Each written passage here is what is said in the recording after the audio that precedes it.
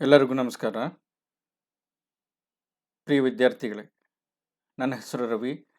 ನಾನು ಚನ್ನಗಿರಿಯ ಸರ್ಕಾರಿ ಪ್ರಥಮ ದರ್ಜೆ ಕಾಲೇಜಿನಲ್ಲಿ ಸಹಾಯಕ ಪ್ರಾಧ್ಯಾಪಕನಾಗಿ ಕನ್ನಡ ವಿಷಯದ ಬೋಧನೆ ಮತ್ತು ಅಧ್ಯಯನದಲ್ಲಿ ತೊಡಗಿಕೊಂಡಿದ್ದೀನಿ.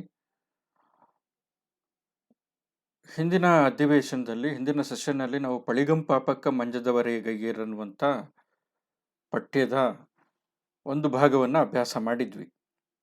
ನಾಗಚಂದ್ರ ಬರೆದಿರುವಂಥ ಕೃತಿ ಇದು.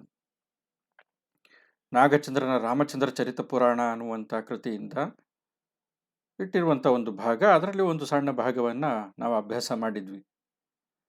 ನಾಗಚಂದ್ರ ತನ್ನಂತಾನು ಅಭಿನವ ಪಂಪ ಅಂತ ಕರ್ಕೊಂಡಿದ್ದಾನೆ, ಪಂಪನ ಮೇಲಿರುವಂಥ ಅಭಿಮಾನದ ಕಾರಣದಿಂದ. ಸೊ ಹಾಗಾಗಿ ಅವನ ರಾಮಚಂದ್ರ ಚರಿತ ಪುರಾಣ ಅನ್ನುವಂಥ ಅವನ ರಾಮಾಯಣಕ್ಕೆ ಪಂಪ ರಾಮಾಯಣ ಅನ್ನುವಂಥ ಹೆಸರು ಕೂಡ ಇದೆ. ನಾವು ಅದನ್ನು ಹಿಂದಿನ ಸೆಷನಲ್ಲಿ ಗಮನಿಸಿದ್ವಿ. ಈ ಪದ್ಯಭಾಗದ ಶೀರ್ಷಿಕೆ ನೋಡ್ರಿ, ಪಳಿಗಂ ಪಾಪಕ್ಕಂ ಅಂಜದವರು ಏ ಗೈಯರ್. ಏನನ್ನು ತಾನೇ ಮಾಡರು, ಅಂಜದೇ ಇರುವಂಥವ್ರು, ಹೆದರದೇ ಇರುವಂಥವ್ರು. ಯಾವುದಕ್ಕೆ ಹೆದರದೇ ಇರುವಂಥವ್ರು? ಪಾಪಕ್ಕೆ ಹೆದರದೇ ಇರುವಂಥವ್ರು, ಅನ್ಯಾಯಕ್ಕೆ ಹೆದರದೇ ಇರುವಂಥವ್ರು, ಅನೀತಿಗೆ ಹೆದರದೇ ಇರುವಂಥವ್ರು. ಪಳಿಗಂ, ಪಳಿ, ಅವಮಾನಕ್ಕೆ ಹೆದರದೇ ಇರುವಂಥವ್ರು, ಮರ್ಯಾದಕ್ಕೆ ಅಂಜದೇ ಇರುವಂಥವ್ರು. ಅವಮಾನ ಮತ್ತು ಪಾಪಕ್ಕೆ ಹೆದರದೇ ಇರುವಂಥವ್ರು, ಅಂಜದೇ ಇರುವಂಥವ್ರು ಏನು ತಾನೇ ಮಾಡಲ್ಲ, ಎಲ್ಲನೂ ಕೂಡ ಮಾಡ್ತಾರೆ. ಎಲ್ಲ ಅಕೃತ್ಯಗಳನ್ನು, ಅನೀತಿಗಳನ್ನು ನೀತಿಯ ಹೆಸರಿನಲ್ಲಿ ಮಾಡ್ತಾರೆ, ಪುಣ್ಯದ ಹೆಸರಿನಲ್ಲಿ ಮಾಡ್ತಾರೆ. ನಾಗಚಂದ್ರನಿಗೆ ಅದನ್ನು ಹೇಳಬೇಕಾಗಿದೆ. ನಮ್ಮ ವರ್ತಮಾನಕ್ಕೂ ಕೂಡ ಇದು ಸಂಭವಿಸುತ್ತೆ, ಅನ್ವಯಿಸುತ್ತೆ. ಹಿರಿಯರು ಹೇಳಿರುವಂಥ ಒಂದು ಗಾದೆ ಮಾತು ನೆನಪಾಗ್ತಾ ಇದೆ. ಮೂರು ಬಿಟ್ಟವರು ಊರಿಗೆ ದೊಡ್ಡವರು ಅಂತಂದ್ಬಿಟ್ಟು. ರಾವಣ ಎಲ್ಲವನ್ನೂ ಕೂಡ ಗೆದ್ದಂಥವನು, ಎಲ್ಲವನ್ನೂ ಕೂಡ ಪಡೆದಂಥವನು. ಅವನಿಗೋಸ್ಕರ ಹೆಣ್ಮಕ್ಳು ಈ ಈ ಈ ಕಾವ್ಯದಲ್ಲಿ ಬರುವಂತೆ ಅವರು ದೇವತೆಯರಿರಲಿ, ರಾಕ್ಷಸರಿರಲಿ ಅಥವಾ ಮನುಷ್ಯ ಸ್ತ್ರೀಯರಿರಲಿ, ಅವನ ರೂಪಕ್ಕೆ ಒಲಿದು ಬರ್ತಾ ಇದ್ರು. ಆದರೆ ಅವನ ಗುಣ ಪರಾಂಗನ ವಿರತಿ ವ್ರತ ಅಂತ ತಂದ್ಬಿಟ್ಟು ಅವನು ಧರಿಸಿದಂಥ ಆ ವ್ರತ, ಅದಕ್ಕೆ ಅವನು ಏನು ಮಾಡ್ತಿದ್ದ ಅಂತಂದ್ರೆ ಆ ವ್ರತಕ್ಕೆ ತನ್ನನ್ನು ತಾನು ಒಡ್ಡಿಕೊಂಡು ಅದುವರೆಗೂ ನೀತಿ ಮಾರ್ಗದಲ್ಲಿ, ಪುಣ್ಯದ ಮಾರ್ಗದಲ್ಲಿ ನಡ್ಕೊಂಡು ಬಂದಿದ್ದ. ಆದರೆ ಎಂಥ ಮನುಷ್ಯರಾದರೂ ಕೂಡ ದಾರಿ ತಪ್ತಾರೆ ಕೆಲವೊಂದು ಸತಿ ಕೆಲವರು ಉದ್ದೇಶಪೂರ್ವಕವಾಗಿ, ಅನುದ್ದೇಶವಾಗಿ, ಉದ್ದೇಶಪೂರ್ವಕವಲ್ಲದೆ ಮಾಡುವಂಥ ಪಳಿಗೆ ಅಥವಾ ತಪ್ಪಿಗೆ ಕ್ಷಮೆ ಇದೆ. ಆದರೆ ಉದ್ದೇಶಪೂರ್ವಕವಾಗಿ ಮಾಡುವಂಥ ತಪ್ಪಿಗೆ, ಪಾಪಕ್ಕೆ, ಅದಕ್ಕೆ ಕ್ಷಮೆ ಕಷ್ಟ. ಇಲ್ಲಿ ರಾವಣನ ಪರಿಸ್ಥಿತಿ ಏನಾಗಿದೆ ಅಂತಂತಂದ್ರೆ, ಅವನು ಮೂಲತಃ ದುಷ್ಟನಲ್ಲ, ನಿಸರ್ಗ ದುಷ್ಟನಲ್ಲ. ಅವನು ಬದಲಿಗೆ ಸಂದರ್ಭವಶಾತ್ ಅವನು ತಪ್ಪು ಮಾಡಿದ್ದಾನೆ. ನಾಗಚಂದ್ರ ಅದನ್ನು ಹೇಳ್ತಾ ಇದ್ದಾನೆ. ಆದ್ರೂ ಕೂಡ ಅವನು ಮಾಡ್ತಿರುವಂಥದ್ದು ತಪ್ಪು ಅಂತಂದ್ಬಿಟ್ಟು ನಾಗಚಂದ್ರ ಅರಿವಿಗೆ ತರ್ತಾ ಇದ್ದಾನೆ, ಓದುಗರಿಗೆ, ಕೇಳುಗರಿಗೆ. ಅವನು ಮಾಡ್ತಾ ಇರುವಂಥ ಕೆಲಸ ಅಥವಾ ಕಾರ್ಯ ತಪ್ಪು ಅಂತಂದ್ಬಿಟ್ಟು. ಹಾಗಾಗಿ ಆ ಕಾವ್ಯವನ್ನು ಓದ್ತಾ ಇರುವಂಥ, ಕೇಳ್ತಾ ಇರುವಂಥ ನಾವಂತ ತಪ್ಪನ್ನು ಮಾಡಬಾರದು ಅಂತ.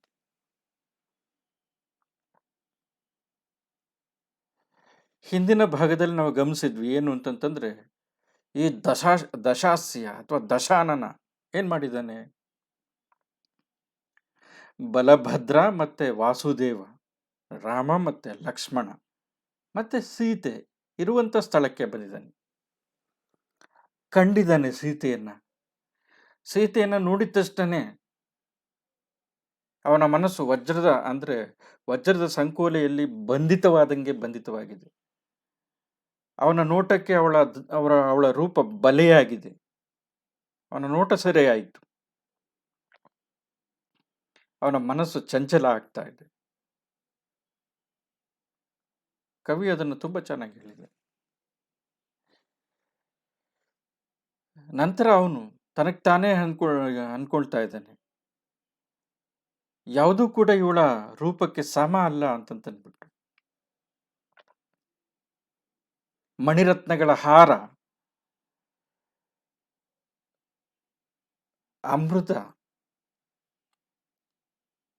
ಅಮೃತ ರಸದ ಧಾರೆ, ಚಂದ್ರನ ತಂಪಾಗಿರುವಂತ ಬೆಳದಿಂಗಳು, ಸ್ಫಟಿಕದ ಶಲಾಕೆ ಸರಳು, ಇವೆಲ್ಲನೂ ಕೂಡ ಅದ್ಭುತವಾಗಿರುವಂಥದ್ದೇ ನಿಸರ್ಗದಲ್ಲಿ. ಆದರೆ ಇವಳ ಸೌಂದರ್ಯಕ್ಕೆ ಅವು ಸಮ ಅಲ್ಲ. ರಾವಣ ಅನ್ಕೊಳ್ತಾ ಇರುವಂಥದ್ದು ಇದನ್ನ, ನಾಗಚಂದ್ರನ ವರ್ಣನೆ. ನಾವು ಈ ರಾವಣನನ್ನ ನಾಗಚಂದ್ರನ ಕಣ್ಣಲ್ಲಿ ನೋಡ್ತಾ ಇದ್ವಿ.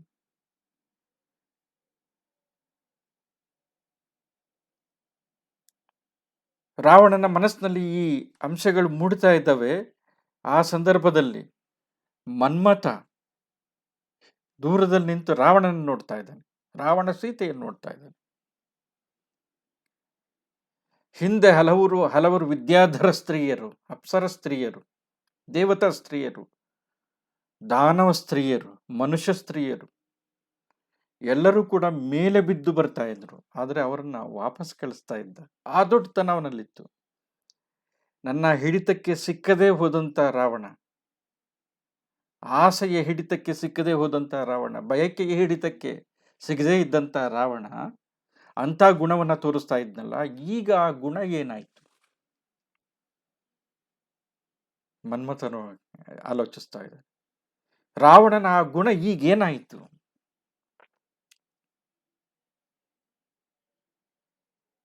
ಮತ್ತೆ ಈ ಮನ್ಮಥನಿಗೊಂದು ಅಸೂಯೆನೂ ಕೂಡ ಇದೆ.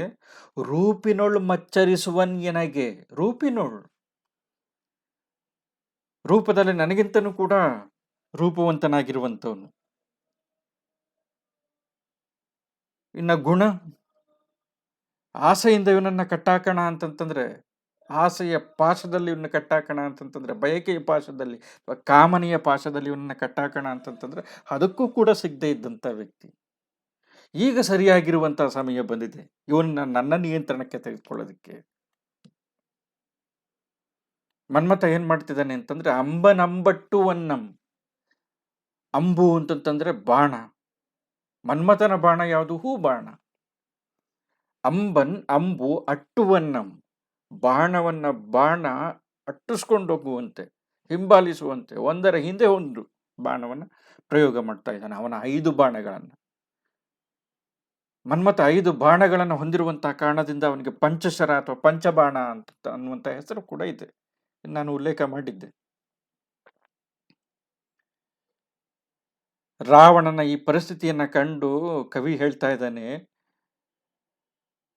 ಎಂಥವರಾದ್ರೂ ಕೂಡ ಸತ್ಯವಂತಿಕೆಯನ್ನ, ಶೌಚಗುಣವನ್ನ ಬಿಟ್ರೆ ಕಿಡಿ ಅನ್ನುವಂಥದ್ದು ಮಸಿಯಾಗುವಂತೆ ರಾವಣನು ಕೂಡ ತನ್ನ ಪ್ರಖರವಾಗಿರುವಂತ ಕೀರ್ತಿ ಅನ್ನುವಂಥ ಕಿಡಿಯನ್ನ ಹೊಂದಿದ್ನಲ್ಲ, ಗುಣ ಅನ್ನುವಂಥ ಕಿಡಿಯನ್ನ ಹೊಂದಿದ್ನಲ್ಲ, ಅದು ಮಸಳಿಸ್ತು, ಮಾಸ್ತು, ಮಸಿಯಾದ. ಯಾವುದರ ಕಾರಣದಿಂದ? ವಿಷಯ ಲೋಭದ ಕಾರಣದಿಂದ, ಅನ್ಯ ಸ್ತ್ರೀಯನ್ನ ಬಯಸಿದಂತ ಕಾರಣದಿಂದ. ಸ್ವಸ್ತ್ರೀ ಅಲ್ಲ ಅವಳು, ರಾಮನ ಸ್ತ್ರೀ ಸೀತೆ. ಮೇಲಾಗಿ ಇವನು ಪರಾಂಗನ ವಿರತಿ ವ್ರತವನ್ನ ಹೊಂದಿದ್ದಾನೆ. ಸೊ ಹಾಗಾಗಿ ವ್ರತಚ್ಯುತನಾಗಿದ್ದಾನೀಗ, ಧರ್ಮ ಮಾರ್ಗದಿಂದ ಭ್ರಷ್ಟನಾಗಿದ್ದಾನೀಗ. ಸೊ ಈಗ ಅವನು ಏಳಿದನಾಗ್ತಾ ಇದ್ದಾನೆ. ಏಳಿದ ಅಂತಂದ್ರೆ ಆಕ್ಚುಲಿ ಜಾರ್ತಾ ಇದ್ದಾನೆ ನೀತಿ ಮಾರ್ಗದಿಂದ, ಪುಣ್ಯದ ಮಾರ್ಗದಿಂದ, ಧರ್ಮ ಮಾರ್ಗದಿಂದ. ಮುಂದಿನ ಭಾಗ ನಾವು ಗಮನಿಸಬೇಕಾಗಿರುವಂಥದ್ದು. ಕವಿ ಅದನ್ನು ಮುಂದುವರಿಸ್ತಾ ಇದ್ದಾನೆ ನೋಡಿ. ಓದುವಂತ ಕ್ರಮ: ವಿಹಿತಾಚಾರಮನ್ ಅನ್ವಯಾಗತ ಗುಣ ಪ್ರಖ್ಯಾತಿಯಂ ದುಷ್ಟ ನಿಗ್ರಹ ಶಿಷ್ಟ ಪ್ರತಿಪಾಲನಾ ಕ್ಷಮತೆಯಂ ಕೈಗಾಯದೆ ಅನ್ಯಾಂಗನಾಸ್ಪೃಹೆಯಂ ತಾಳ್ದಿದನಲ್ತೆ ಕಾಲವಶದಿಂ ಲಂಕೇಶ್ವರಂ. ವಿಸ್ಮಯಾವಹ ಮಲ್ತು, ಇದು ವಿಸ್ಮಯ ಅಲ್ಲ, ಅಬ್ಧಿಯುಂ ವರ್ಮೆ ಕಾಲವಶದಿಂ ಮರ್ಯಾದೆಯಂ ದಾಂಟದೆ. ಸಮುದ್ರನು ಕೂಡ ಕಾಲವಶದಿಂದ, ಸಂದರ್ಭವಶಾತ್ ತನ್ನ ಮಿತಿಯನ್ನ, ತನ್ನ ಎಲ್ಲೆಯನ್ನ ಮೀರಿ ಬಿಡುತ್ತೆ. ಕವಿ ಎಂತ ಹೋಲಿಕೆಯನ್ನು ಕೊಡ್ತಾ ಇದ್ದಾನೆ ನೋಡಿ. ರಾವಣ ಎಂತವನು ಅಂತಂದ್ರೆ ಸಮುದ್ರದಂತಿರುವಂತವನು, ಸಾಗರದಂತಿರುವಂತವನು. ಸಾಗರ ತನ್ನ ಗಂಭೀರತೆಗೆ, ತನ್ನ ವಿಸ್ತಾರತೆಗೆ ನಿದರ್ಶನವಾಗಿರುವಂಥದ್ದು. ಇಲ್ಲಿನ ರಾವಣ ಏನಾಗಿದ್ದಾನೆ ಅಂತಂದ್ರೆ ಸಾಗರದಂತಿರುವಂಥವನು, ಗಂಭೀರವಾಗಿರುವಂಥವನು. ಅವನ ಮನಸ್ಸಷ್ಟು ವಿಶಾಲವಾಗಿರುವಂಥದ್ದು. ಆದರೆ ಏನಾಗತ್ತೆ, ಉಬ್ಬರ ಇಳಿತೆಗಳ ಸಂದರ್ಭ ಒದಗಿ ಬಂದಂತಹ ಸಂದರ್ಭದಲ್ಲಿ ಸಾಗರನು ಕೂಡ ಕೆಲವೊಮ್ಮೆ ತನ್ನ ಮಿತಿಯನ್ನ ಮೀರುತ್ತೆ, ತನ್ನ ಎಲ್ಲೆಯನ್ನ ಮೀರುತ್ತೆ, ತನ್ನ ಮರ್ಯಾದೆಯನ್ನ ಮೀರುತ್ತೆ. ಮರ್ಯಾದೆ ಅಂತಂದ್ರೆ ತನ್ನ ಮಿತಿ, ಎಲ್ಲೆ, ಚೌಕಟ್ಟು. ರಾವಣನಿಗೆ ಆ ಥರದ ಪರಿಸ್ಥಿತಿ ಒದಗಿ ಬಂದ್ಬಿಟ್ಟಿದೆ. ಈಗ ಮೂಲತಃ ರಾವಣ ಸಾಗರದಂತಿರುವಂಥವನು. ನಾಗಚಂದ್ರನಿಗೆ ಅದನ್ನು ಮತ್ತೆ ಮತ್ತೆ ಹೇಳಬೇಕಾಗಿದೆ. ಇಲ್ಲಾಂತಂದ್ರೆ ಅವನು ಪರಾಂಗನ ವಿರತಿ ವ್ರತವನ್ನು ಅವನು ಸ್ವೀಕರಿಸ್ತಿರ್ಲಿಲ್ಲ. ಉಪರಂಬೆಯ ಅವನು ನಳಕುಬರ ಪತ್ನಿಯಾಗಿರುವಂಥ ಉಪರಂಬೆಯನ್ನು ವಾಪಸ್ ಕಳಿಸ್ತಿರಲಿಲ್ಲ. ಹೋಗು, ನಿನ್ನ ಗಂಡನ ಜೊತೆ ಇರುವಂತ ಅಂಥದ್ದನ್ನ ಬಿಟ್ಟಿದ್ದಾನೀಗ. ಅದು ದುಃಖ. ಧರ್ಮದಿಂದ ಜಾರ್ತಾ ಇದ್ದಾನಲ್ಲ, ಅದು ಸಮಸ್ಯೆ ಆಗಿರುವಂಥದ್ದು. ಆದರೆ ಆ ಧರ್ಮ ಮಾರ್ಗಕ್ಕೆ ತಪ್ಪನ್ನು ತಿದ್ಕೊಂಡು ಮತ್ತೆ ವಾಪಸ್ ಬಂದರೆ ಮತ್ತೆ ರಾವಣ ಮೊದಲಿನ ಥರ ಆಗ್ತಾನೆ. ಅದು ಮುಖ್ಯವಾಗಿರುವಂಥದ್ದು ಕವಿಗೆ. ತಿದ್ದಿಕೊಳ್ಳುವಂಥ ಗುಣ ಮನುಷ್ಯರಲ್ಲಿ ಮತ್ತೆ ಮತ್ತೆ ಬಂತು ಅಂತಂತಂದ್ರೆ ಆಗ ಅವನು ಮಾಡಿದಂಥ ತಪ್ಪುಗಳು ಅವನು ತಿದ್ಕೊಳ್ಳೋದಕ್ಕೆ ಆಸ್ಪದ ಆಗತ್ತೆ. ಕುವೆಂಪುನು ಕೂಡ ಇದನ್ನು ಹೇಳ್ತಾರೆ, ಪಾಪಿಗುದ್ಧಾರ ಮಿಹುದು ಈ ಸೃಷ್ಟಿಯ ಮಹದ್ವ್ಯೂಹ ರಚನೆಯಲ್ಲಿ. ಪಾಪಿಗೂ ಕೂಡ ಉದ್ಧಾರ ಇದೆ,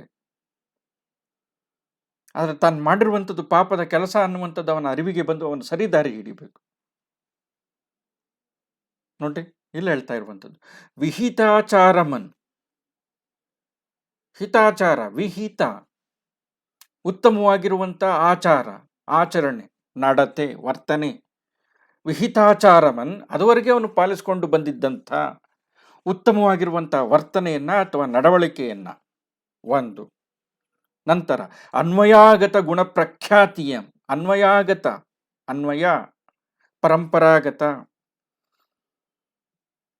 ತನ್ನ ಪರಂಪರೆಯಿಂದ ಅಥವಾ ಪೂರ್ವಿಕರಿಂದ ನಡೆದುಕೊಂಡು ಬಂದಿದ್ದಂಥ ಆ ಗುಣ ಪ್ರಖ್ಯಾತಿಯ ಗುಣವನ್ನ, ಮತ್ತೆ ಆ ಕಾರಣದಿಂದ ಅವನಿಗೆ ಸಿಕ್ಕಿದಂಥ ಪ್ರಖ್ಯಾತಿಯನ್ನ, ಖ್ಯಾತಿ ಇತ್ತು ಅವನಿಗೆ. ಒಂದು ಉತ್ತಮವಾಗಿರುವಂಥ ಹಿತಾಚಾರವನ್ನ, ಉತ್ತಮವಾಗಿರುವಂಥ ವರ್ತನೆಯನ್ನ, ನಡವಳಿಕೆಯನ್ನ ಬಿಟ್ಟಿರುವಂಥದ್ದು ಒಂದು.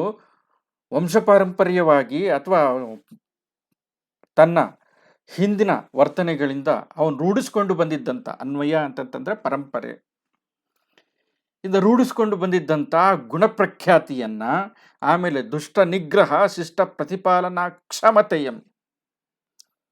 ರಾಜ ಇವನು, ಲಂಕೆಯ ಅಧಿಪತಿ.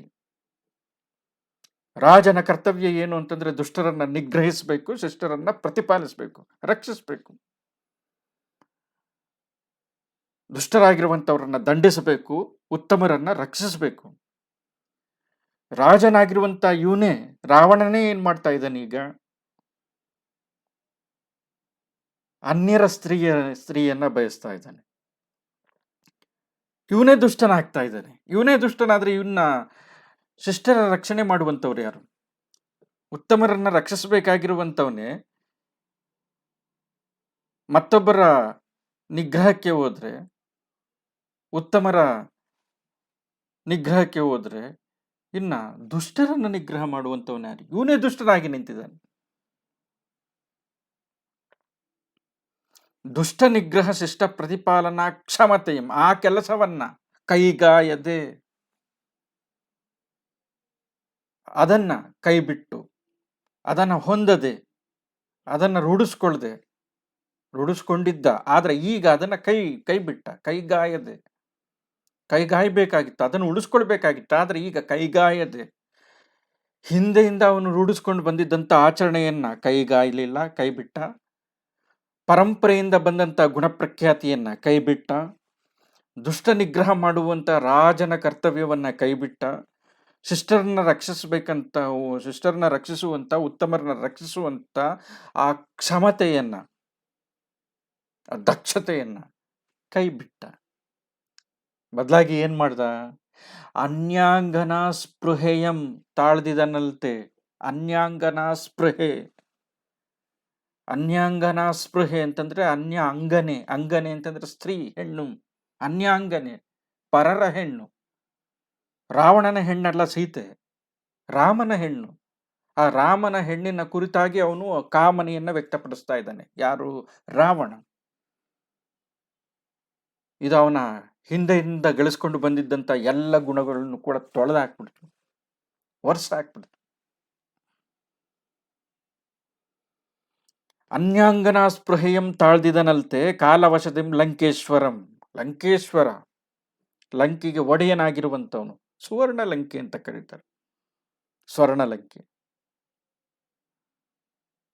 ಅಷ್ಟು ಗುಣವಂತನಾಗಿರುವಂಥ, ಅಷ್ಟು ದಕ್ಷವಾಗಿರುವಂಥ, ಆಡಳಿತವನ್ನು ಮಾಡುವಂಥ, ಅಷ್ಟು ಶ್ರೇಷ್ಠವಾಗಿರುವಂಥ ನಗರದ ಅರಸ ಆ ಲಂಕೇಶ್ವರ, ಅದರ ಅಧಿಪತಿ ಕಾಲವಶದಿಂ, ಸಂದರ್ಭವಶಾತ್ ಏನ್ ಮಾಡ್ದ? ಅನ್ಯಾಂಗನೆಯನ್ನ ಬಯಸ್ತ. ನೋಡ್ರಿ, ಇದು ಯಾವುದಕ್ಕೆ ವಿರುದ್ಧ ಆಯ್ತು? ಯಾವುದಕ್ಕೆ ವಿರುದ್ಧ ಆಯಿತು ಅಂತಂದ್ರೆ ಪರಾಂಗನಾ ವಿರತಿ ಎನ್ನುವಂಥ ಆ ಜೈನ ತತ್ವಕ್ಕೆ, ಜೈನ ವ್ರತಕ್ಕೆ ವಿರುದ್ಧವಾಯಿತು. ಅನಂತವೀರ್ಯ ಕೇವಲಿಗಳಿಂದ ಸ್ವೀಕರಿಸಿದಂಥ, ಆ ಗುರುಗಳಿಂದ ಸ್ವೀಕರಿಸಿದಂಥ ಪರಾಂಗನಾ ವಿರತಿ ವ್ರತ ಅನ್ನುವಂಥ ವ್ರತವನ್ನು ಸ್ವೀಕರಿಸಿದ್ನಲ್ಲ ರಾವಣ, ಅದಕ್ಕೆ ಚ್ಯುತಿ ಬಂತು. ಪರಾಂಗನಾ ವಿರತಿ, ಅನ್ಯಾಂಗನೆಯ ವಿರತಿ, ಪರರ ಹೆಣ್ಣನ್ನ ಬಯಸದೇ ಇರುವಂಥದ್ದು. ಈಗ ಇವನು ಪರರ ಹೆಣ್ಣನ್ನ ಬಯಸಿದ್ದಾನೆ, ರಾಮನ ಹೆಣ್ಣನ್ನ ಬಯಸ್ತಾ ಇದ್ದಾನೆ. ಸೊ ಹಾಗಾಗಿ ಧರ್ಮ ಮಾರ್ಗದಿಂದ ಜಾರ್ತಾ ಇದ್ದಾನೆ. ರಾವಣ ಮಾಡ್ತಾ ಇರುವಂಥದ್ದು ಈ ಸಂದರ್ಭದಲ್ಲಿ ತಪ್ಪು. ಕವಿ ಹೇಳ್ತಾ ಇದ್ದಾನೆ, ಲಂಕೇಶ್ವರ ಕಾಲವಶದಿಂದ ಈ ತರ ನಡ್ಕೊಳ್ತಾ ಇದ್ದಾನೆ, ಕಾಲದ ಸಂದರ್ಭದಿಂದ, ಅದು ಪ್ರಜ್ಞಾಪೂರ್ವಕವಾಗಿ ಆ ಸಂದರ್ಭದಲ್ಲಿ ನಡ್ಕೊಳ್ತಾ ಇದ್ದಾನೆ. ವಿಸ್ಮಯಾವಹ ಮಲ್ತು, ಇದೇನು ದೊಡ್ಡ ಆಶ್ಚರ್ಯದ ಸಂಗತಿ ಅಲ್ಲ. ಕವಿ ಹೇಳ್ತಾ ಇರುವಂಥದ್ದು ನೋಡ್ರಿ, ಇದು ದೊಡ್ಡ ಆಶ್ಚರ್ಯದ ಸಂಗತಿ ಏನಲ್ಲ. ರಾವಣನು ಕೂಡ ಈ ತರ ನಡ್ಕೊಳ್ಳೋದಕ್ಕೆ ಕಾರಣ ಇದೆ, ನಡ್ಕೊಳ್ಳೋದಕ್ಕೆ ಸಾಧ್ಯ ಇದೆ. ಎಂತೆಂಥ ಮಹಾನುಭಾವರು ಕೂಡ ಆಸೆಯ ಎದುರುಗಡೆ, ಕಾಮನೆಯ ಎದುರಿನಲ್ಲಿ ಮಂಡಿಯೂರಿದರು. ಇನ್ನು ರಾವಣ ಈ ತರ ಎಸಗುವಂಥದ್ದು, ಈ ತರದ ಕಾರ್ಯವನ್ನ ಕೈಗೊಳ್ಳುವಂಥದ್ದು, ಈ ತರದ ಕಾರ್ಯದಲ್ಲಿ ಜಾರುವಂಥದ್ದು ವಿಸ್ಮಯಾವಹ ಮಲ್ತು, ಇದು ದೊಡ್ಡ ವಿಸ್ಮಯದ ಸಂಗತಿ ಏನಲ್ಲ. ಯಾಕೆ? ಅಬ್ಧಿಯುಂ ಮರ್ಮೆ ಕಾಲವಶದಿಂ ಮರ್ಯಾದೆಯಂ ದಾಂಟದೆ. ಕವಿ ಒಂದು ಕ್ವಶನ್ ಮಾರ್ಕ್ ಆಗ್ತಾ ಇದ್ದಾನೆ. ಅಬ್ಧಿ ಅಂತಂತಂದ್ರೆ ಸಮುದ್ರ ಅಥವಾ ಸಾಗರ. ಸಾಗರನು ಕೂಡ ಏನ್ ಮಾಡುತ್ತೆ ಅಂತಂದ್ರೆ, ಅದರ ಕೆಲವೊಂದ್ಸತಿ ಅದಕ್ಕೆ ಅದಕ್ಕೆ ಒಂದೊಂದು ಸಂದರ್ಭ ಒದಗಿ ಬಂದ್ಬಿಡುತ್ತೆ. ಏನು? ಅಬ್ಧಿಯುಂ ಮರ್ಮೆ ಕಾಲವಶದಿಂ. ಕೆಲವು ಸಂದರ್ಭದಲ್ಲಿ, ಕೆಲವು ಕಾಲದಲ್ಲಿ, ಭೌತಿಕವಾಗಿ ನಾವು ಆಲೋಚನೆ ಮಾಡೋದಾದ್ರೆ ಒಬ್ಬರ ಎಳಿತದ ಸಂದರ್ಭದಲ್ಲಿ ತನ್ನ ಮಿತಿಯನ್ನು ಮೀರುತ್ತದೆ, ಮತ್ತೆ ವಾಪಸ್ ಬರುತ್ತೆ. ತನ್ನ ಎಲ್ಲೆಯನ್ನು ಮೀರಿ ಹೋಗುತ್ತದೆ, ಮತ್ತೆ ಹಿಂದೆ ಸರಿಯುತ್ತೆ. ರಾವಣನ ಪರಿಸ್ಥಿತಿ ಹೆಂಗಾಗಿದೆ? ಸಂದರ್ಭವಶದಿಂದ ಸಮುದ್ರ ಹೆಂಗೆ ತನ್ನ ಮೇರೆಯನ್ನು ಮೀರುತ್ತೋ, ತನ್ನ ಎಲ್ಲೆಯನ್ನು ಮೀರುತ್ತೋ, ತನ್ನ ಚೌಕಟ್ಟನ್ನ ಮೀರಿ ನಡೆಯುತ್ತೋ, ಎದುರುಗಡೆ ಸಿಕ್ಕಿರುವಂಥದ್ದನ್ನೆಲ್ಲ ಮುಳುಗಾಕ್ಬಿಡುತ್ತೋ, ನೆಲಸಮ ಮಾಡುತ್ತೋ,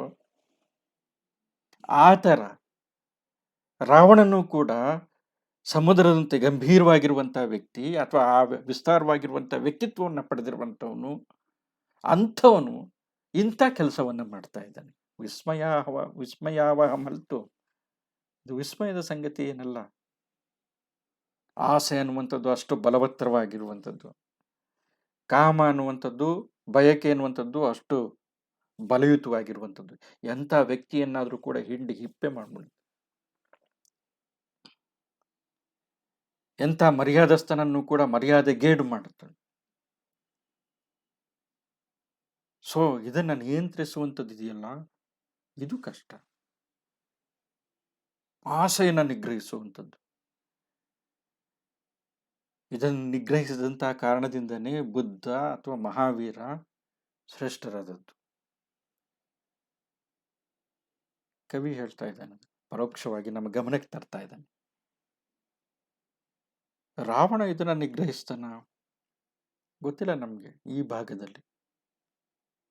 ಆದರೆ ಈಗಾಗಿರುವಂಥದ್ದು ಮಾತ್ರ ಇಷ್ಟು. ತಾನು ಇದುವರೆಗೆ ರೂಢಿಸ್ಕೊಂಡು ಬಂದದ್ದಂಥ ಆಚರಣೆಗಳನ್ನು, ಉತ್ತಮ ಆಚರಣೆಗಳನ್ನ, ಉತ್ತಮ ನಡತೆ ವರ್ತನೆಗಳನ್ನು ಕೈಬಿಟ್ಟಿದ್ದಾನೆ. ತನ್ನ ವಂಶದ ಗುಣ ಪ್ರಖ್ಯಾತಿಯನ್ನು ಕೂಡ ಲೆಕ್ಕಕ್ಕಿಟ್ಕೊಳ್ಳಿಲ್ಲ. ದುಷ್ಟರನ್ನ ನಿಗ್ರಹಿಸುವಂಥ, ಶಿಷ್ಟರನ್ನ ರಕ್ಷಿಸುವಂಥ, ಸೀತೆಯನ್ನು ರಕ್ಷಿಸಬೇಕಾಗಿತ್ತು, ರಾಮನ್ ರಕ್ಷಿಸಬೇಕಾಗಿತ್ತು. ರಾಜನಾಗಿ ಇವನೇ ಅವ್ರ ಮೇಲೆ ಆಕ್ರಮಣಿಸ್ತಾ ಇದ್ದಾನೆ. ಇವನ್ನೆಲ್ಲನೂ ಕೂಡ ಕೈಬಿಟ್ಟು ಅನ್ಯಾಂಗನಾ ಸ್ಪೃಹೆಯನ್ನ, ಅನ್ಯರ ಅಂಗನೆಯನ್ನ ಬಯಸುವಂತ ಉದ್ದಟತನವನ್ನು ತೋರಿಸ್ತಾ ಇದ್ದಾನೆ. ಅನ್ಯಾಯದ ಮಾರ್ಗವನ್ನು ಹಿಡಿದಿದ್ದಾನೆ. ಕಾಲವಶದಿಂ ಲಂಕೇಶ್ವರಂ. ಯಾರು ಸಾಮಾನ್ಯ ವ್ಯಕ್ತಿ ಅಲ್ಲ, ಲಂಕೇಶ್ವರ. ಇನ್ನು ಉಳಿದಂಥವ್ರ ಪಾಡೆ ಆಸೆ ಎಂಥವನನ್ನಾದ್ರೂ ಕೂಡ ಹಿಡಿದು ಅಲುಗಾಡಿಸ್ಬಿಡುತ್ತೆ. ವಿಸ್ಮಯಾವಹ ಮಲ್ತು ಇದು ದೊಡ್ಡ ಅಚ್ಚರಿಯ ಸಂಗತಿಯಲ್ಲ. ಸಮುದ್ರನೂ ಕೂಡ ಕೆಲವೊಮ್ಮೆ ತನ್ನ ಮೇರೆಯನ್ನು ಮೀರುತ್ತೆ. ರಾವಣನ ಪರಿಸ್ಥಿತಿನೂ ಕೂಡ ಹಾಗಾಗಿದೆ. ಸಮುದ್ರದಂಥ ವ್ಯಕ್ತಿತ್ವವನ್ನು ಹೊಂದಿರುವಂಥ ರಾವಣನ ಮನಸ್ಸು ಕೂಡ ಕಾಲವಶದಿಂದ ಚಂಚಲವಾಗಿದೆ. ಅದನ್ನು ಹೇಳ್ತಾ ಇದ್ದಾನೆ ಕವಿ. ನೆಕ್ಸ್ಟ್ ನೋಡ್ರಿ, ನೆಕ್ಸ್ಟ್ ಕಂದಪದ್ಯ. ಈ ರಾವಣ ಎಂಥ ಕಾರ್ಯಕ್ಕೆ ಕೈ ಹಾಕಿದಾನೆ ಅಂತ ತಂದ್ಬಿಟ್ಟು ಕವಿ ಅತ್ಯಂತ ಸುಂದರವಾಗಿ ಹೇಳ್ತಾ ಇದ್ದಾನೆ. ಎಂಥ ಭಯಾನಕವಾಗಿರುವಂಥ ಕೆಲಸಕ್ಕೆ ಕೈ ಹಾಕ್ತಾ ಇದ್ದಾನೆ. ಅನ್ಯರ ಪತ್ನಿಯನ್ನ, ರಾಮನ ಪತ್ನಿಯನ್ನ, ಬಲಭದ್ರನ ಪತ್ನಿಯನ್ನ ಬಯಸಿದನಲ್ಲ. ಇದು ಹೆಂಗೆ ಅಂತಂತಂದ್ರೆ ಅವಿವೇಕಿ. ನೋಡ್ರಿ ಪದ್ಯ ಓದುವಂಥ ಕ್ರಮ. ಅವಿವೇಕಿ ಅಂತ ಕರೀತಾ ಇದ್ದಾನೆ ರಾವಣನನ್ನ ಕವಿ. ಅವಿವೇಕಿ ದಶಮುಖಂ. ಅವಿವೇಕಿ ದಶಮುಖಂ ದೃಷ್ಟಿವಿಷಾಹಿಯ ಪೆಡೆಯ ಮಣಿಶಲಾಕೆಗೆ ಕೈ ನೀಡುವ ಗಾಂಪನಂತೆ ರಘುವೀರ ವಧೂ ಜನಕಜೆಗೆ. ರಘುವೀರ ವಧೂ ಯಾರು? ಜನಕಜೆಗೆ ಮನದೊಳ್ ಅಳಿಂಪಂ ತಂದಂ. ಇನ್ಸತಿ ಗೊತ್ತೇ ನೋಡ್ರಿ.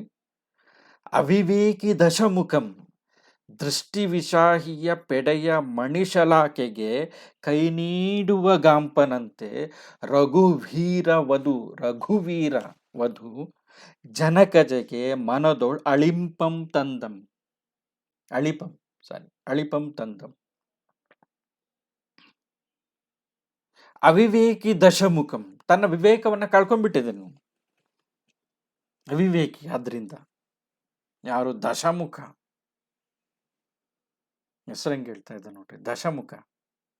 ಅವಾಗಲೇ ಲಂಕೇಶ್ವರ ಅಂತ ಹೇಳಿದ್ದ, ಈಗ ದಶಮುಖ.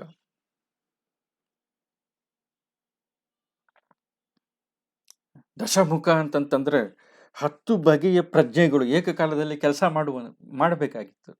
ಅಂತ ಸಾಮರ್ಥ್ಯ ಇರುವಂಥವನು ಅಂತ ಅರ್ಥ. ಆದರೆ ತನ್ನ ಪ್ರಜ್ಞೆಯನ್ನೆಲ್ಲವನ್ನು ಕೂಡ, ತನ್ನ ವಿವೇಕವನ್ನೆಲ್ಲವನ್ನು ಕೂಡ ಕಳ್ಕೊಂಡ್ಬಿಟ್ಟಿದ್ದಾನೆ. ಸಾರ ವಿವೇಚನೆಯನ್ನು ಅವನು ಮಾಡ್ತಾ ಇಲ್ಲ. ಅವನು ಉತ್ತಮ ಅಧಮ ಕಾರ್ಯಗಳ ವಿವೇಚನೆಯನ್ನ ಮಾಡ್ತಾ ಇಲ್ಲ. ಬದಲಿಗೆ ಏನ್ ಮಾಡ್ತಾ ಇದ್ದಾನೆ? ಈ ಅವಿವೇಕಿಯಾಗಿರುವಂತಹ ದಶಮುಖ, ಅವಿವೇಕಿಯಾಗಿರುವಂತಹ ಈ ರಾವಣ ಅಥವಾ ಲಂಕೇಶ್ವರ ದೃಷ್ಟಿವಿಷಾಹಿಯ ಪೆಡೆಯ ಮಣಿಶಲಾಕೆಗೆ ಕೈ ನೀಡುವ ಗಾಂಪನಂತೆ ಎಂತ ಇದು ಉಪಮೆಯನ್ನು ಕೊಡ್ತಾ ಇದ್ದಾನೆ ನೋಡ್ರಿ. ದೃಷ್ಟಿವಿಷಾಹಿ, ಕಣ್ಣಿನ ಮುಖಾಂತರನೇ ವಿಷವನ್ನ ಕಕ್ಕುವಂತ, ಸುರಿಸುವಂತ, ಚೆಲ್ಲುವಂತ. ದೃಷ್ಟಿ ವಿಷಾಹಿ. ಅಹಿ ಅಂತಂದ್ರೆ ಸರ್ಪ. ಎಂಥ ಸರ್ಪ ಅದು? ದೃಷ್ಟಿ ವಿಷಾಹಿ, ಕಣ್ಣಿನ ಮುಖಾಂತರ ವಿಷವನ್ನ ಕಾರುವಂತ ಸರ್ಪ. ಅದರ ತಲೆಯ ಮೇಲಿರುವಂಥ ಹೆಡೆಯ ಪೆಡೆ ಅಂತಂತಂದ್ರೆ ಹೆಡೆ, ಅದರ ತಲೆ ಮೇಲೆ, ಅದರ ಹೆಡೆ ಮೇಲಿರುವಂಥ ಮಣಿಶಲಾಕೆಗೆ, ಹಾವಿನ ಹೆಡೆ ಮೇಲೆ ಒಂದು ಮಣಿ ಇರುತ್ತೆ ಅನ್ನುವಂಥದ್ದು ಒಂದು ಕಲ್ಪನೆ.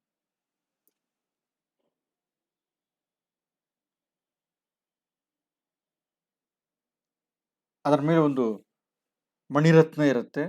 ಅದನ್ನ ವಶಪಡಿಸ್ಕೊಂಡು, ಅಂದ್ರೆ ಬೆಲೆ ಕಟ್ಟಲಾಗದಂಥ ರತ್ನ ಅದು.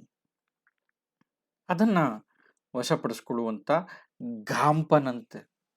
ಎಂಥ ಸರ್ಪ ಅದು! ಕಚ್ಚುವಂಥ ಸರ್ಪ ಅಲ್ಲ. ಅದರ ತಲೆ ಮೇಲೆ ಮಣಿ ಇರುವಂಥದ್ದು, ಕಣ್ಣಿನ ಮುಖಾಂತರ ನೋಡುವಂಥದ್ದು. ಆದರೆ ಬರೀ ನೋಡುವಂಥ ಕೆಲಸ ಮಾಡೋದಿಲ್ಲ, ಬದಲಿಗೆ ಏನು ಮಾಡುತ್ತದು? ಕಣ್ಣಿನ ಮುಖಾಂತರನೇ ವಿಷವನ್ನ ಕಕ್ಕುವಂಥ ಕೆಲಸ ಮಾಡುವಂಥದ್ದು, ಆ ಶಕ್ತಿ ಇರುವಂಥದ್ದು, ಸಾಮರ್ಥ್ಯ ಇರುವಂಥದ್ದು. ಇವನು ಹೋಗಿ ಗಾಂಪಂತರ ಅದರ ಮುಂದೆ ಹೋಗ್ಬಿಟ್ಟು ಅದರ ಹೆಡೆ ಮೇಲಿರುವಂಥ ಆ ರತ್ನವನ್ನ, ಮಣಿಶಲಾಕೆಯನ್ನ, ಶಲಾಕೆ ಅಂತಂದ್ರೆ ಸರಳು ಅನ್ನುವಂಥ ಅರ್ಥನೂ ಕೂಡ ಇದೆ. ಇನ್ನೊಂದು ಮಣಿ ಅಂತಂತ, ಮಣಿ ಶಲಾಕೆ ಅಂತಂದ್ರೆ ಸ್ಫಟಿಕದ ಇನ್ನೊಂದು ಸ್ಫಟಿಕ ಮಣಿ ತರ ಇರುವಂಥದ್ದು, ಸ್ಫಟಿಕ ರತ್ನ. ಅದಕ್ಕೆ ಕೈ ನೀಡುವಂತ ಗಾಂಪಂತರ, ದಡ್ಡಂತರ, ಮೂರ್ಖನ ತರ. ಅವೇ ಮೊದಲೇ ಅದು ಕಣ್ಣಿಂದ ವಿಷವನ್ನ ಕಕ್ಕುವಂಥದ್ದು. ಅದ್ರ ಮುಂದೆ ಹೋಗಿ ನಿಂತ್ಕೊಂಡ್ಬಿಟ್ಟು ಅದರ ತಲೆ ಮೇಲಿರುವಂತಹ ಮಣಿಯನ್ನ ತೆಗೆದುಕೊಳ್ಳೋದಕ್ಕೆ ಹೋದ್ರೆ ವಿಷ ಕಾರದೇ ಇರುತ್ತಾ? ವಿಷ ಕಕ್ಕದೇ ಇರುತ್ತಾ? ಆ ತರ ದಡ್ಡತನದ ಕೆಲಸವನ್ನ ಮಾಡೋದಕ್ಕೆ ಹೋಗಿದ್ದಾನೆ ರಾವಣ. ಬಲಭದ್ರನ ಸಮೀಪದಲ್ಲಿರುವಂತ, ಬಲಭದ್ರನ ಪತ್ನಿಯಾಗಿರುವಂತ ಸೀತೆಯನ್ನ ಬಯಸುವಂಥದ್ದು ಹೆಂಗೆ ಅಂತಂತಂದ್ರೆ, ದೃಷ್ಟಿವಿಷಾಹಿಯ ಹೆಡೆ ಮೇಲಿರುವಂತ ಮಣಿರತ್ನವನ್ನ ಬಯಸಿದಂತೆ ಅಪಾಯಕರವಾಗಿರುವಂಥದ್ದು. ಅಂತ ಅಪಾಯದ ಸಂಗತಿಯನ್ನ ತಾನಾಗಿ ಆಹ್ವಾನಿಸ್ಕೊಳ್ತಾ ಇದ್ದಾನೆ. ಯಾರು? ರಾವಣ. ಅವಿವೇಕಿ ದಶಮುಖಂ ದೃಷ್ಟಿವಿಷಾಹಿಯ ಪೆಡೆಯ ಮಣಿಶಲಾಕೆಗೆ ಕೈ ನೀಡುವ ಗಾಂಪನಂತೆ ರಘುವೀರ ವಧು. ರಘುವೀರ ವಧು. ಯಾರ ವಧು ಅವಳು? ಯಾರ ಹೆಣ್ಣವಳು? ಯಾರ ಸ್ತ್ರೀಯವಳು? ರಘುವೀರ. ನೋಡ್ರಿ, ಇಲ್ಲಿ ದಶಮುಖ, ಲಂಕೇಶ್ವರ ಅಂತ ಮಾತು ಬರ್ತಾ ಇದೆ. ಅದು ರಾಮನಿಗೆ ಸಂಬಂಧಪಟ್ಟಂಗೆ, ಬಲಭದ್ರನಿಗೆ ಸಂಬಂಧಪಟ್ಟಂಗೆ ರಘುವೀರ ಅಂತಂತ ಹೆಸರು ಬರ್ತದೆ. ವೀರ ಅವನು, ರಘುವಂಶದ ವೀರ ರಾಮ. ಅವನ ಹೆಂಡತಿಯನ್ನ ಬಯಸ್ತಾ ಇದ್ದಾನೆ. ಮತ್ತೆ ಅವಳು ಯಾರು? ಅವಳು ಜನಕಜೆ, ಜನಕರಾಜನ ಮಗಳು, ಜನಕ ಚಕ್ರವರ್ತಿಯ ಮಗಳು. ಜನಕ ಸುಮ್ಮನೆ ಇರ್ತಾನ? ತಂದೆ ಸುಮ್ಮನೆ ಇರ್ತಾನ? ಸೀತೆಯ ಅಣ್ಣ ತಮ್ಮಂದ್ರು ಸುಮ್ಮನೆ ಇರ್ತಾರ? ಹೋಗ್ಲಿ, ಕಟ್ಕೊಂಡಿರುವಂತ ಗಂಡ ಬಲಭದ್ರ ರಾಮ ಸುಮ್ಮನೆ ಇರ್ತಾನ? ರಾವಣನ ಸರ್ವನಾಶ ಆಗೋದು ಖಂಡಿತ, ಈ ತರ ಏನಾದ್ರೆ ಮಾಡಿದ್ರೆ, ಸೀತೆಯನ್ನು ಅವನು ಬಯಸಿದ್ರೆ. ಆದ್ರೆ ಏನ್ ಮಾಡ್ತಾ ಇದ್ದಾನೆ ಈ ರಾವಣ? ದೃಷ್ಟಿವಿಷಾಹಿಯ ಪೆಡೆಯ ಮಣಿಶಲಾಕೆಗೆ ಕೈ ನೀಡುವ ಗಾಂಪನಂತೆ ರಘುವೀರ ವಧು ಜನಕಜೆಗೆ ಅಳಿಂಪಂ ತಂದಂ. ಆ ಜನಕಜೆಯನ್ನ ಕುರಿತು, ಸೀತೆಯನ್ನ ಕುರಿತು, ಜಾನಕಿಯನ್ನ ಕುರಿತು, ರಾಮನ ಹೆಂಡತಿಯನ್ನ ಕುರಿತು ಅವನು ಮನಸ್ಸಿನಲ್ಲಿ ಅಳಿಪಂ ತಂದಂ, ಅಳಿಪು, ಆಸೆ, ಅವಳ ಕುರಿತಾಗಿ ಆಸೆಯ ಭಾವವನ್ನು ಇಟ್ಕೊಂಡ್ಬಿಟ್ಟ. ಆಸೆಯ ಭಾವವನ್ನ, ಕಾಮನೆಯ ಭಾವವನ್ನ ತಂದ್ಕೊಂಡ್ಬಿಟ್ಟ. ಅಲ್ಲಿಗೆ ಅವನ ಪರಾಂಗನ ವಿರತಿ ವ್ರತ ಕೈಬಿಟ್ಟು ಹೋಯ್ತು. ಧರ್ಮ ಮಾರ್ಗದಿಂದ ಚ್ಯುತನಾದ. ಅನ್ಯ ಸ್ತ್ರೀಯನ್ನ, ಅದರಲ್ಲೂ ಕೂಡ ರಘುವೀರ ವಧು, ಮತ್ತೆ ಜನಕಜೆಯ ಪುತ್ರಿ, ಜನಕಜೆ ಅಂದ್ರೆ ಜಾನಕಿ, ಜನಕನ ಮಗಳು. ಜನಕ ತಂದೆ, ಇನ್ನೊಂದು ರಾಜನ ಹೆಸರು ಜನಕ ಜೆ, ಆ ಜನಕನಿಗೆ ಹುಟ್ಟಿರುವಂಥವಳು, ಅವನ ಮಗಳು ಜಾನಕಿ. ಇವಳನ್ನ ಕುರಿತಂತೆ ಅವನು ಆಸೆಯ ಭಾವವನ್ನ ಮನಸ್ಸಿನಲ್ಲಿ ತಂದ್ಕೊಂಡ್ಬಿಟ್ಟ. ಸರ್ವನಾಶ ಆದ, ಅವಿವೇಕಿಯಾದ. ಇಂಥ ಅವಿವೇಕತನವನ್ನು ರಾವಣ ಮಾಡಬಾರ್ದಾಗಿತ್ತು. ಮಾಡ್ತಿರ್ಲಿಲ್ಲ ಹಿಂದೆ, ಆದ ಈಗ ಮಾಡ್ತಾ ಇದ್ದಾನೆ. ಕಾಲವಶದ ಕವಿ ಯಾದ್ರ ಮೇಲೆ ತಪ್ಪನ ಹೊರಿಸ್ತಾನೆ ಅಂತಂದ್ರೆ ಕಾಲದ ಮೇಲೆ. ಕೆಲವರು ಹೇಳ್ತಾರೆ, ನಮ್ಮ ಹಣೆ ಬರಹ, ನನ್ನ ಟೈಮ್ ಸರಿ ಇಲ್ಲ. ಟೈಮ್, ಕಾಲವಶದಿಂ ಮರ್ಯಾದೆಯನ್ನು ದಾಟ್ತಾ ಇದ್ದಾನೆ. ಸಮುದ್ರ ಹೆಂಗೆ ತನ್ನ ಎಲ್ಲೆಯನ್ನು ಮೀರುತ್ತೋ ಹಾಗೆ ರಾವಣ ತನ್ನ ಎಲ್ಲೆಯನ್ನು, ತನ್ನ ಮಿತಿಯನ್ನು, ಧರ್ಮ ತನಗೆ ಹಾಕ್ಕೊಟ್ಟಿರುವಂಥ ಮಿತಿಯನ್ನು ಮೀರ್ತಾ ಇದ್ದಾನೆ. ಸೊ ಹಾಗಾಗಿ ಅವನೇನು ಮಾಡ್ತಾ ಇದ್ದಾನೆ ಅಂತಂದರೆ, ದೃಷ್ಟಿವಿಶಾಹಿಯ ಮಣಿಶಲಾಕೆಗೆ ಹಾವಿನ ಹೆಡೆ ಮೇಲಿರುವಂಥ ರತ್ನಕ್ಕೆ ಕೈ ಹಾಕುವಂತೆ ಅವನು ರಾಮನ ಪತ್ನಿಯನ್ನು ಬಯಸ್ತಾ ಇದ್ದಾನೆ. ಆದರೆ ಕಣ್ಣಿನಿಂದ ವಿಷವನ್ನು ಕಕ್ಕುವಂಥ ಹಾವು ಸುಮ್ಮನೆ ಬಿಡುತ್ತಾ? ಎದುರುಗಡೆ ಇದು ಹೆಡೆ ಮೇಲೆ ಕೈ ಹಾಕುವಂಥವ್ರು ಬದುಕ್ತಾರ? ಉತ್ತರ ಸ್ಪಷ್ಟ ಐತೆ. ರಾವಣನ ಪರಿಸ್ಥಿತಿನೂ ಕೂಡ ಹಂಗಾಗತ್ತೆ. ಕವಿ ಒಂದು ಎಚ್ಚರಿಕೆಯ ಮುನ್ನೋಟವನ್ನು ಕೊಡ್ತಾ ಇದ್ದಾನೆ ನಾಗಚಂದ್ರ. ನೆಕ್ಸ್ಟ್ ನೋಡಿ.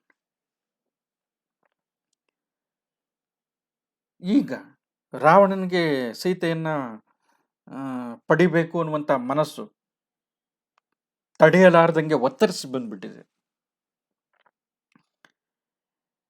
ಯಾವಾಗ ಈ ಭಾವವನ್ನಲ್ಲಿ ಮೂಡಿದೆ, ತಕ್ಷಣ ಏನಾಯ್ತು ಅಂತಂತಂದ್ರೆ, ಇದು ಪಾತಕ ಅಥವಾ ಪಾಪದ ಸಂಗತಿ, ಇದು ನಿಂದೆಯ ಸಂಗತಿ, ಅವಮಾನದ ಸಂಗತಿ, ಪಾಪದ ಸಂಗತಿ. ಯಾವಾಗ ಈ ಭಾವ ಒತ್ತರಿಸ್ಕೊಂಡು ಬಂತು, ಪುಣ್ಯದ ಸಂಗತಿಯನ್ನು ಬಿಟ್ಟ ಅವನು, ಪುಣ್ಯದ ಕೆಲಸಗಳನ್ನು ಬಿಟ್ಟ, ಆಚಾರವನ್ನು ಬಿಟ್ಟ, ಪಾಪದ ಆಚಾರವನ್ನು ಕೈ ಹಿಡಿದ. ಆಗ ನೋಡ್ರಿ, ಅವನ ಆತ್ಮಸತ್ವ ಗುಣ ಹಾನಿಯಾಗ್ತಾ ಇತ್ತು. ಹಿಂದೆ ಅವನ ಆತ್ಮಸತ್ವ, ಆ ಗುಣ ಪ್ರವರ್ಧಿಸ್ತಾ ಇತ್ತು. ಆ ಗುಣದ ಬಲದಿಂದ ಎಲ್ಲರ ಗೌರವಕ್ಕೆ ಪಾತ್ರನಾಗಿದ್ದ ರಾವಣ ಈಗ ತನ್ನ ಆತ್ಮಸತ್ವ ಗುಣ ಹಾನಿಯನ್ನ ಮಾಡ್ಕೊಳ್ತಾ ಇದ್ದಾನೆ. ಸೊ ಹಾಗಾಗಿ ಸೀತೆಯನ್ನು ಪಡೆಯುವಂತ ಹಂಬಲದಿಂದ ಅವನೇನ್ ಮಾಡ್ತಾ ಇದ್ದಾನೆ ಅಂತಂತಂದ್ರೆ, ತನ್ನ ಸಾಮರ್ಥ್ಯದ ಮೇಲೆ ನೆಚ್ಚಿಗೆ ಇಲ್ಲದೆ, ಮೊದಲಿತ್ತು ತನ್ನ ಸಾಮರ್ಥ್ಯ ಎಂಥದ್ದು ಅಂತಂದ್ಬಿಟ್ಟು ಅವನು ತೋರಿಸ್ತಾ ಇದ್ದ.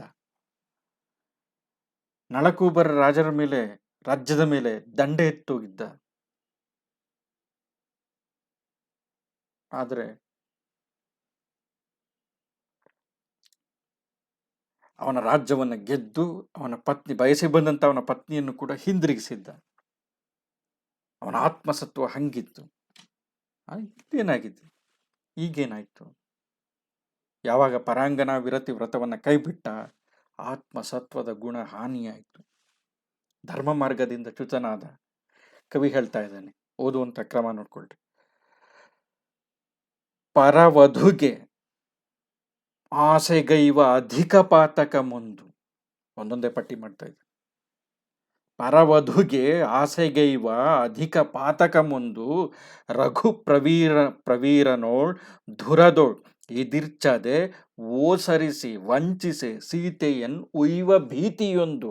ಈ ಎರಡರೊಳಂ, ಈ ಎರಡು ಭೀತಿ, ಈ ಎರಡರೊಳಂ ಜಸಮ್ಮಸುಳೆ ತನ್ನ ಅವಲೋಕಿನೀಯಂ ದಶಾನನಂ ಸ್ಮರಿಸಿದನ್. ತನ್ನ ಅವಲೋಕಿನೀಯಂ ದಶಾನನಂ ಸ್ಮರಿಸಿದನ್. ಆತ್ಮಸತ್ವ ಗುಣಹಾನಿಯೇ ಸೂಚಿಸದೆ ವಿನಾಶಮಂ. ಆತ್ಮಸತ್ವ ಗುಣಹಾನಿಯೇ ಸೂಚಿಸದೆ ವಿನಾಶಮಂ. ರಾವಣನ ವಿನಾಶದ ಕಾಲವನ್ನು ಸೂಚಿಸ್ತಾ ಇದೆ ಅವನ ಆತ್ಮಸತ್ವ ಗುಣಹಾನಿ. ಕವಿ ಹೇಳ್ತಾ ಇದ್ದಾನೆ, ಇನ್ನೊಂದ್ಸತಿ ಒತ್ತಿ ನೋಡ್ರಿ.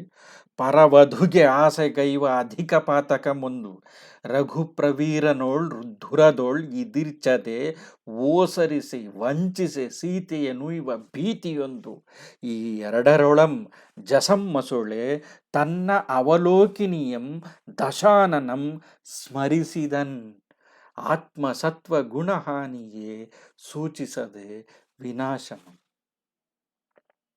ತನ್ನ ವಿನಾಶ ತಾನೇ ತಂದ್ಕೊಳ್ತಾ ಇದ್ದಾನೆ ರಾವಣ. ಪರವಧುಗೆ ಆಸೆಗೈವ ಅಧಿಕ ಪಾತಕ ಮಂದು. ಇಂಟೆನ್ಷನಲಿ ಕವಿ ಎಂತ ಪದವನ್ನು ಬಳಸ್ತಾ ಇದ್ದ ನೋಡ್ರಿ, ಉದ್ದೇಶಪೂರ್ವಕವಾಗಿ. ಅಧಿಕ ಪಾತಕ, ಸಣ್ಣ ಪಾತಕ ಅಲ್ಲ, ಅಧಿಕ ಪಾತಕ. ಪಾತಕ ಪಾಪ ಕಾರ್ಯ. ಎಂತ ಪಾಪ ಕಾರ್ಯ? ಪರವಧುಗೆ ಆಸೆಗೈವ. ಪರವಧು ತನ್ನ ಸ್ತ್ರೀ ಅಲ್ಲ, ಅಂದರೆ ಸೀತೆಯನ್ನು ಬಯಸುವಂಥ ಕಾರ್ಯ ಇದೆಯಲ್ಲ, ಆ ಕೃತ್ಯ ರಾವಣ ಮಾಡ್ತಾ ಇರುವಂಥದ್ದು ಅದು ಅಧಿಕ ಪಾತಕದ ಕೆಲಸ, ಪಾಪದ ಕೆಲಸ ಅದು. ಒಂದು, ರಘುಪ್ರವೀರನೊಳ್ ಧುರದೊಳ್, ಇದೊಂದು ಕಾರಣ ನೋಡ್ರಿ. ಪರಸ್ತ್ರೀಯಾಗಿರುವಂಥ ಆ ಸೀತೆಯನ್ನ ಬಯಸುವಂಥ ಅಧಿಕ ಪಾಪತನದ ಕೃತ್ಯ ಒಂದು, ಇದೊಂದು. ಇನ್ನೊಂದು, ರಘುಪ್ರವೀರನೋಳ್, ರಘುವೀರ ಹಿಂದೆ ಬಂದಿದೆ ಹಿಂದಿನ ಸ್ಟಾನ್ಸದಲ್ಲಿ. ರಘುವೀರ ಯಾರು? ರಘುವಂಶದ ವೀರ ರಾಮಚಂದ್ರ, ಬಲಭದ್ರ ಅಥವಾ ರಾಮ. ರಘುಪ್ರವೀರನೋಳ್ ಧುರದೊಳ್ ಇದಿರ್ಚದೆ, ಹೆದರಿಕೆ ಉಂಟಾಗ್ಬಿಟ್ಟಿದೆ ರಾವಣನ್ಗೆ. ರಾಮ ನನ್ನನ್ನು ಕೂಡ ಮೀರಿದಂತ ಬಲಾಢ್ಯನಿರ್ಬೋದು ಅಂತ ತಂದ್ಬಿಟ್ರು. ಯಾಕೆ? ತನ್ನ ತಮ್ಮಂದಿರಾಗಿರುವಂತ ಕರದೂಷಣರನ್ನ ರಾಮ ಏನ್ ಮಾಡಿದ್ದಾನೆ? ನಿಗ್ರಹಿಸ್ಬಿಟ್ಟಿದ್ದಾನೆ. ಅದರ ಅರಿವಿದೆ ರಾವಣನ್ಗೆ. ಸೊ ಹಾಗಾಗಿ ಅವನೇನ್ ತಿಳ್ಕೊಳ್ತಾ ಇದ್ದಾನೆ? ರಘುಪ್ರವೀರ, ರಘುವೀರ, ಪ್ರವೀರ ಶ್ರೇಷ್ಠನಾಗಿರುವಂಥವನು, ರಘುವಂಶದಲ್ಲಿ ಶ್ರೇಷ್ಠನಾಗಿರುವಂಥವನು, ಇವನ ಜೊತೆಗೆ ಅಂದ್ರೆ ಬಲಭದ್ರನ ಜೊತೆ ಅಂದ್ರೆ ರಾಮನ ಜೊತೆಗೆ ಧುರದೊಳ್ ಇದಿರ್ಚದೆ, ಧುರ ಯುದ್ಧ ಭೂಮಿ, ಯುದ್ಧ ಧುರ ಅಂತಂತಂದ್ರೆ ಆ ಧುರದೊಳ್ ಇದಿರ್ಚದೆ, ಯುದ್ಧದಲ್ಲಿ ಆತನನ್ನ ಎದುರಿಸದೆ ಓಸರಿಸಿ ಹಿಂದೆ ಸರಿದು. ರಾವಣನಿಗಿದು ಶೋಭೆ ತರುವಂತ ಕೆಲಸ ಅಲ್ಲ. ಹಿಂದೆ ಎಲ್ಲರ ಮೇಲೆ ತಾನು ದಂಡೆತ್ತಿ ಹೋಗ್ತಾ ಇದ್ದ, ಮುಂದೆ ನಿಲ್ತಾ ಇದ್ದ. ಅಂತ ಧಾರ್ಷ್ಟ್ಯ ಅವನಲ್ಲಿತ್ತು, ಧೈರ್ಯ ಅವನಲ್ಲಿತ್ತು. ಆದರೆ ಯಾವಾಗ ಈ ಪಾಪಕೃತ್ಯವನ್ನ ಮಾಡಿದ್ನೋ ಅವನ ಮನಸ್ಸಿನಲ್ಲಿ ಅಳುಕು ಅನ್ನುವಂಥದ್ದು ಮೂಡಿತು. ಆದ್ರಿಂದ ರಘುವೀರನಲ್ಲಿ ಶ್ರೇಷ್ಠನನ್ನ ಯುದ್ಧದಲ್ಲಿ ಎದುರಿಸೋದಕ್ಕಾಗದೆ ಓಸರಿಸಿ ಹಿಂದೆ ಸರಿದು ವಂಚಿಸಿ ಸೀತೆಯನ್ನ ಒಯ್ಯಬೇಕು. ವಂಚಿಸಿ ಮೋಸ ಮಾಡಿ ಮರೆಯಿಂದ. ರಾಜನಿಗೆ, ವೀರನಿಗೆ ಇದು ತಕ್ಕದ್ದಾಗಿರುವಂತ ಕೃತ್ಯ ಅಲ್ಲ, ಕೆಲಸ ಅಲ್ಲ. ರಾಜನಾಗಿರುವಂಥವನು ಯಾವತ್ತೂ ಕೂಡ, ಕ್ಷತ್ರಿಯನಾಗಿರುವಂಥವನು ಯಾವತ್ತೂ ಕೂಡ, ಅಥವಾ ರಾಜ್ಯವನ್ನು ಆಳುವಂಥವನು ಯಾವತ್ತೂ ಕೂಡ ಗೆದ್ದು ಯುದ್ಧವನ್ನು ಮಾಡಿ ಯುದ್ಧದಲ್ಲಿ ಗೆದ್ದು ಪಡಿಬೇಕು, ವಂಚಿಸಿ ಅಲ್ಲ. ಆದರೆ ರಾವಣನ ಆತ್ಮಸತ್ವ ಗುಣ ಹಾನಿಯಾಗಿದೆ.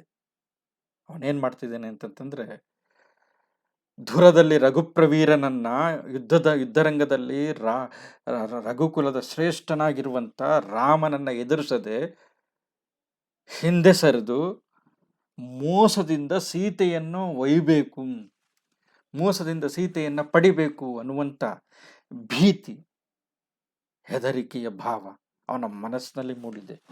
ಈ ಎರಡೂ ಸಂಗತಿಗಳು, ಈ ಎರಡು ಸಂಗತಿಗಳು. ಯಾವುದು ಎರಡು ಸಂಗತಿ? ಪರವಧುವನ್ನ ಆಸೆ ಪಟ್ಟಿರುವಂಥದ್ದು, ಮತ್ತೊಂದು ರಾವಣ ರಾಮನನ್ನ ಯುದ್ಧದಲ್ಲಿ ಎದುರಿಸದೇ ಇರುವಂಥದ್ದು, ಎದುರಿಸೋಕ್ಕಾಗಲ್ಲ ಅನ್ನುವಂಥ ಭಾವ ಅವನ ಮನಸ್ಸಿನಲ್ಲಿ ಬಂದಿರುವಂಥದ್ದು. ಈ ಎರಡು ಸಂಗತಿಗಳು ಅವನ ಮಸುಳೆ, ಅವನ ಯಶಸ್ಸು ಅನ್ನುವಂಥದ್ದನ್ನ ಮಸುಳುವಂತೆ, ಮಂಕಾಗುವಂತೆ ಮಾಡಿಬಿಟ್ಟಿದೆ. ಅವನ ಕೀರ್ತಿ ಮಂಕಾಗುವಂತೆ ಮಾಡಿದೆ. ಜಸ ಅಂತಂದ್ರೆ ಯಶಸ್ಸು ಅಥವಾ ಕೀರ್ತಿ.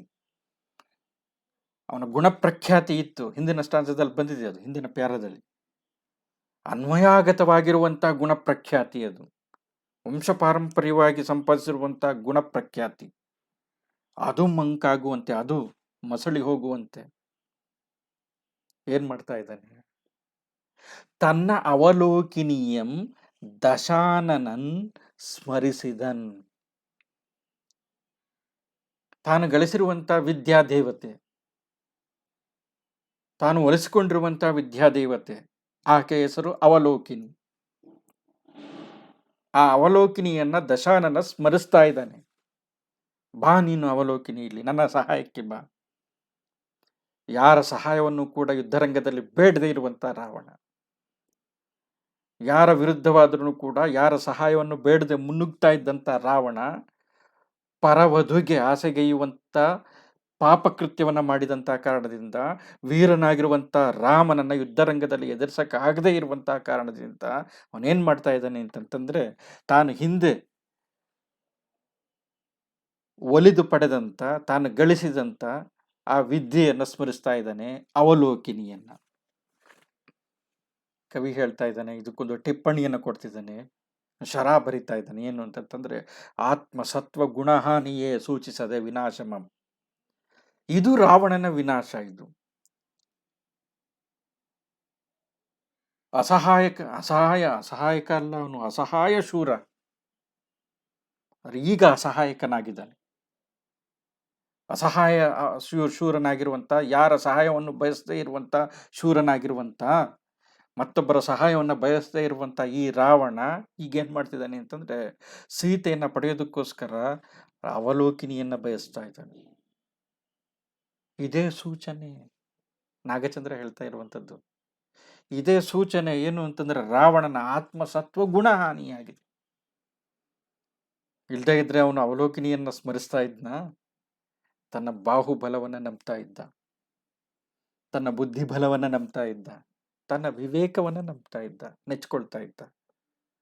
ಆತ್ಮಸತ್ವ ಗುಣಹಾನಿಯಾಗಿದೆ ಪರಸ್ತ್ರೀಯನ್ನ ಬಯಸಿದಂತಹ ಕಾರಣದಿಂದ, ಒಬ್ಬ ವೀರನನ್ನ ಎದುರಿಸದೇ ಹೋದಂತಹ ಕಾರಣದಿಂದ.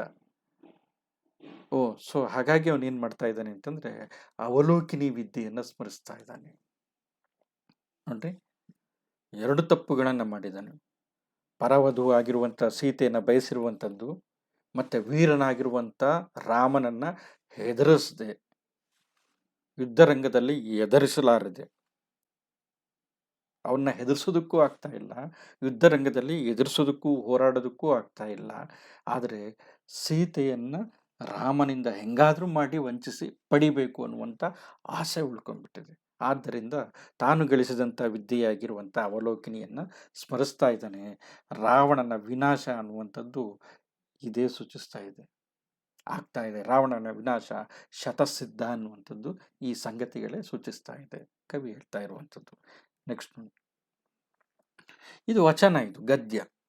ನೋಡ್ರಿ, ಹಿಂದೆ ನಾವು ಕಂದ ಪದ್ಯವನ್ನ ಮತ್ತೆ ವೃತ್ತವನ್ನ ನೋಡಿದ್ವಿ. ಈಗ ಗದ್ಯ. ಗದ್ಯಕ್ಕೆ ಚಂಪುವಿನಲ್ಲಿ ವಚನ ಅಂತ ಕರೀತಾರೆ.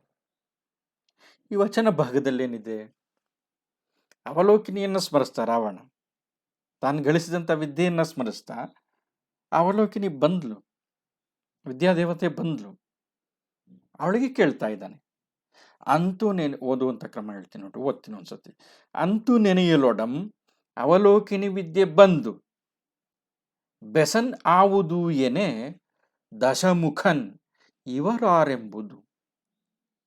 ಇವರಾರೆಂಬುದು. ಆಗ ಅವಲೋಕಿನಿ ಹೇಳ್ತಾ ಇರುವಂಥದ್ದು, ಅಯೋಧ್ಯ ಸಿಂಹಾಸನಕ್ಕೆ ಅಧಿಪತಿಯುಂ ಇಕ್ಷ್ವಾಕು ವಂಶ ಸಂಭವನುಂ ಅಪ್ಪ ಅನರಣ್ಯ ತನೂಭವಂ ದಶರಥನ್ ಆತನ ತದಪತ್ಯರಿವರ್. ದಶರಥನ್ ಆತನ ಆಗ್ಬೇಕು, ದಶರಥನ್ ಆತಂ ತದಪತ್ಯರಿವರ್. ಈ ಕಾಲದ ಬಲದೇವ ವಾಸುದೇವರ್ ದೇವತಾಧಿಷ್ಠಿತಂಗಳಪ್ಪ ವಜ್ರಾವರ್ತ ಸಾಗರಾವರ್ತ ಚಾಪರತ್ನಂಗಳನ್ ಅಪ್ರಯತ್ನದಿಂ ಪಡೆದ ರಾಮಲಕ್ಷ್ಮಣರೆಂಬರ್. ಯಾರಿವ್ರು?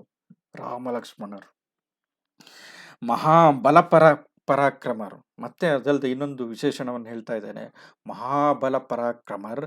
ಈಕೆ, ಅವರ ಪಕ್ಕದಲ್ಲಿರುವಂತ ಈಕೆ, ಇದು ರಾವಣನಿಗೆ ತುಂಬಾ ಮುಖ್ಯವಾಗಿರುವಂತ ಸಂಗತಿ, ಇದನ್ನು ತಿಳ್ಕೊಳ್ಬೇಕು. ಈಕೆ ರಾಮನ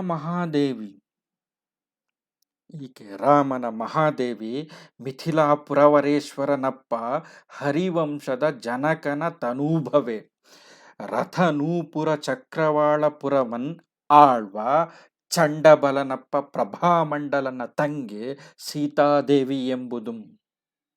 ಸೀತಾದೇವಿಯು ಅವರು ರಾಮಲಕ್ಷ್ಮಣರು, ಇವಳು ಸೀತಾದೇವಿ ಎಂಬುದು.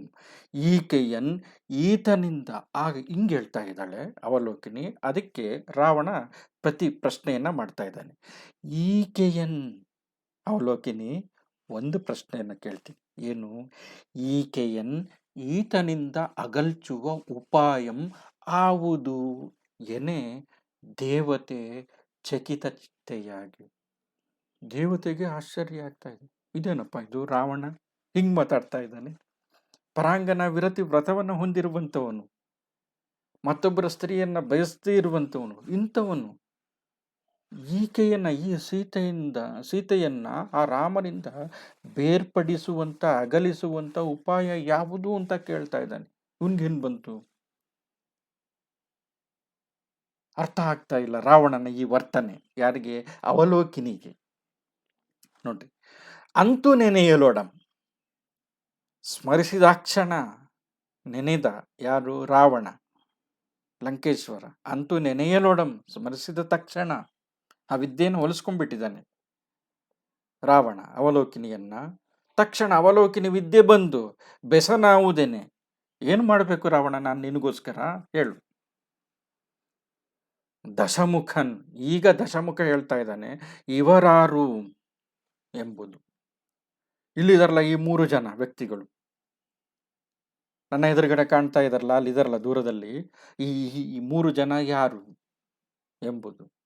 ಆಗ ಅವಳು ಹೇಳ್ತಾ ಇರುವಂಥದ್ದು, ಅವಲೋಕಿನಿಗೆ 3 ಕಾಲದ ಜ್ಞಾನ ಗೊತ್ತಿದೆ, ಭೂತ ಭವಿಷ್ಯತ್ ವರ್ತಮಾನದ್ದು.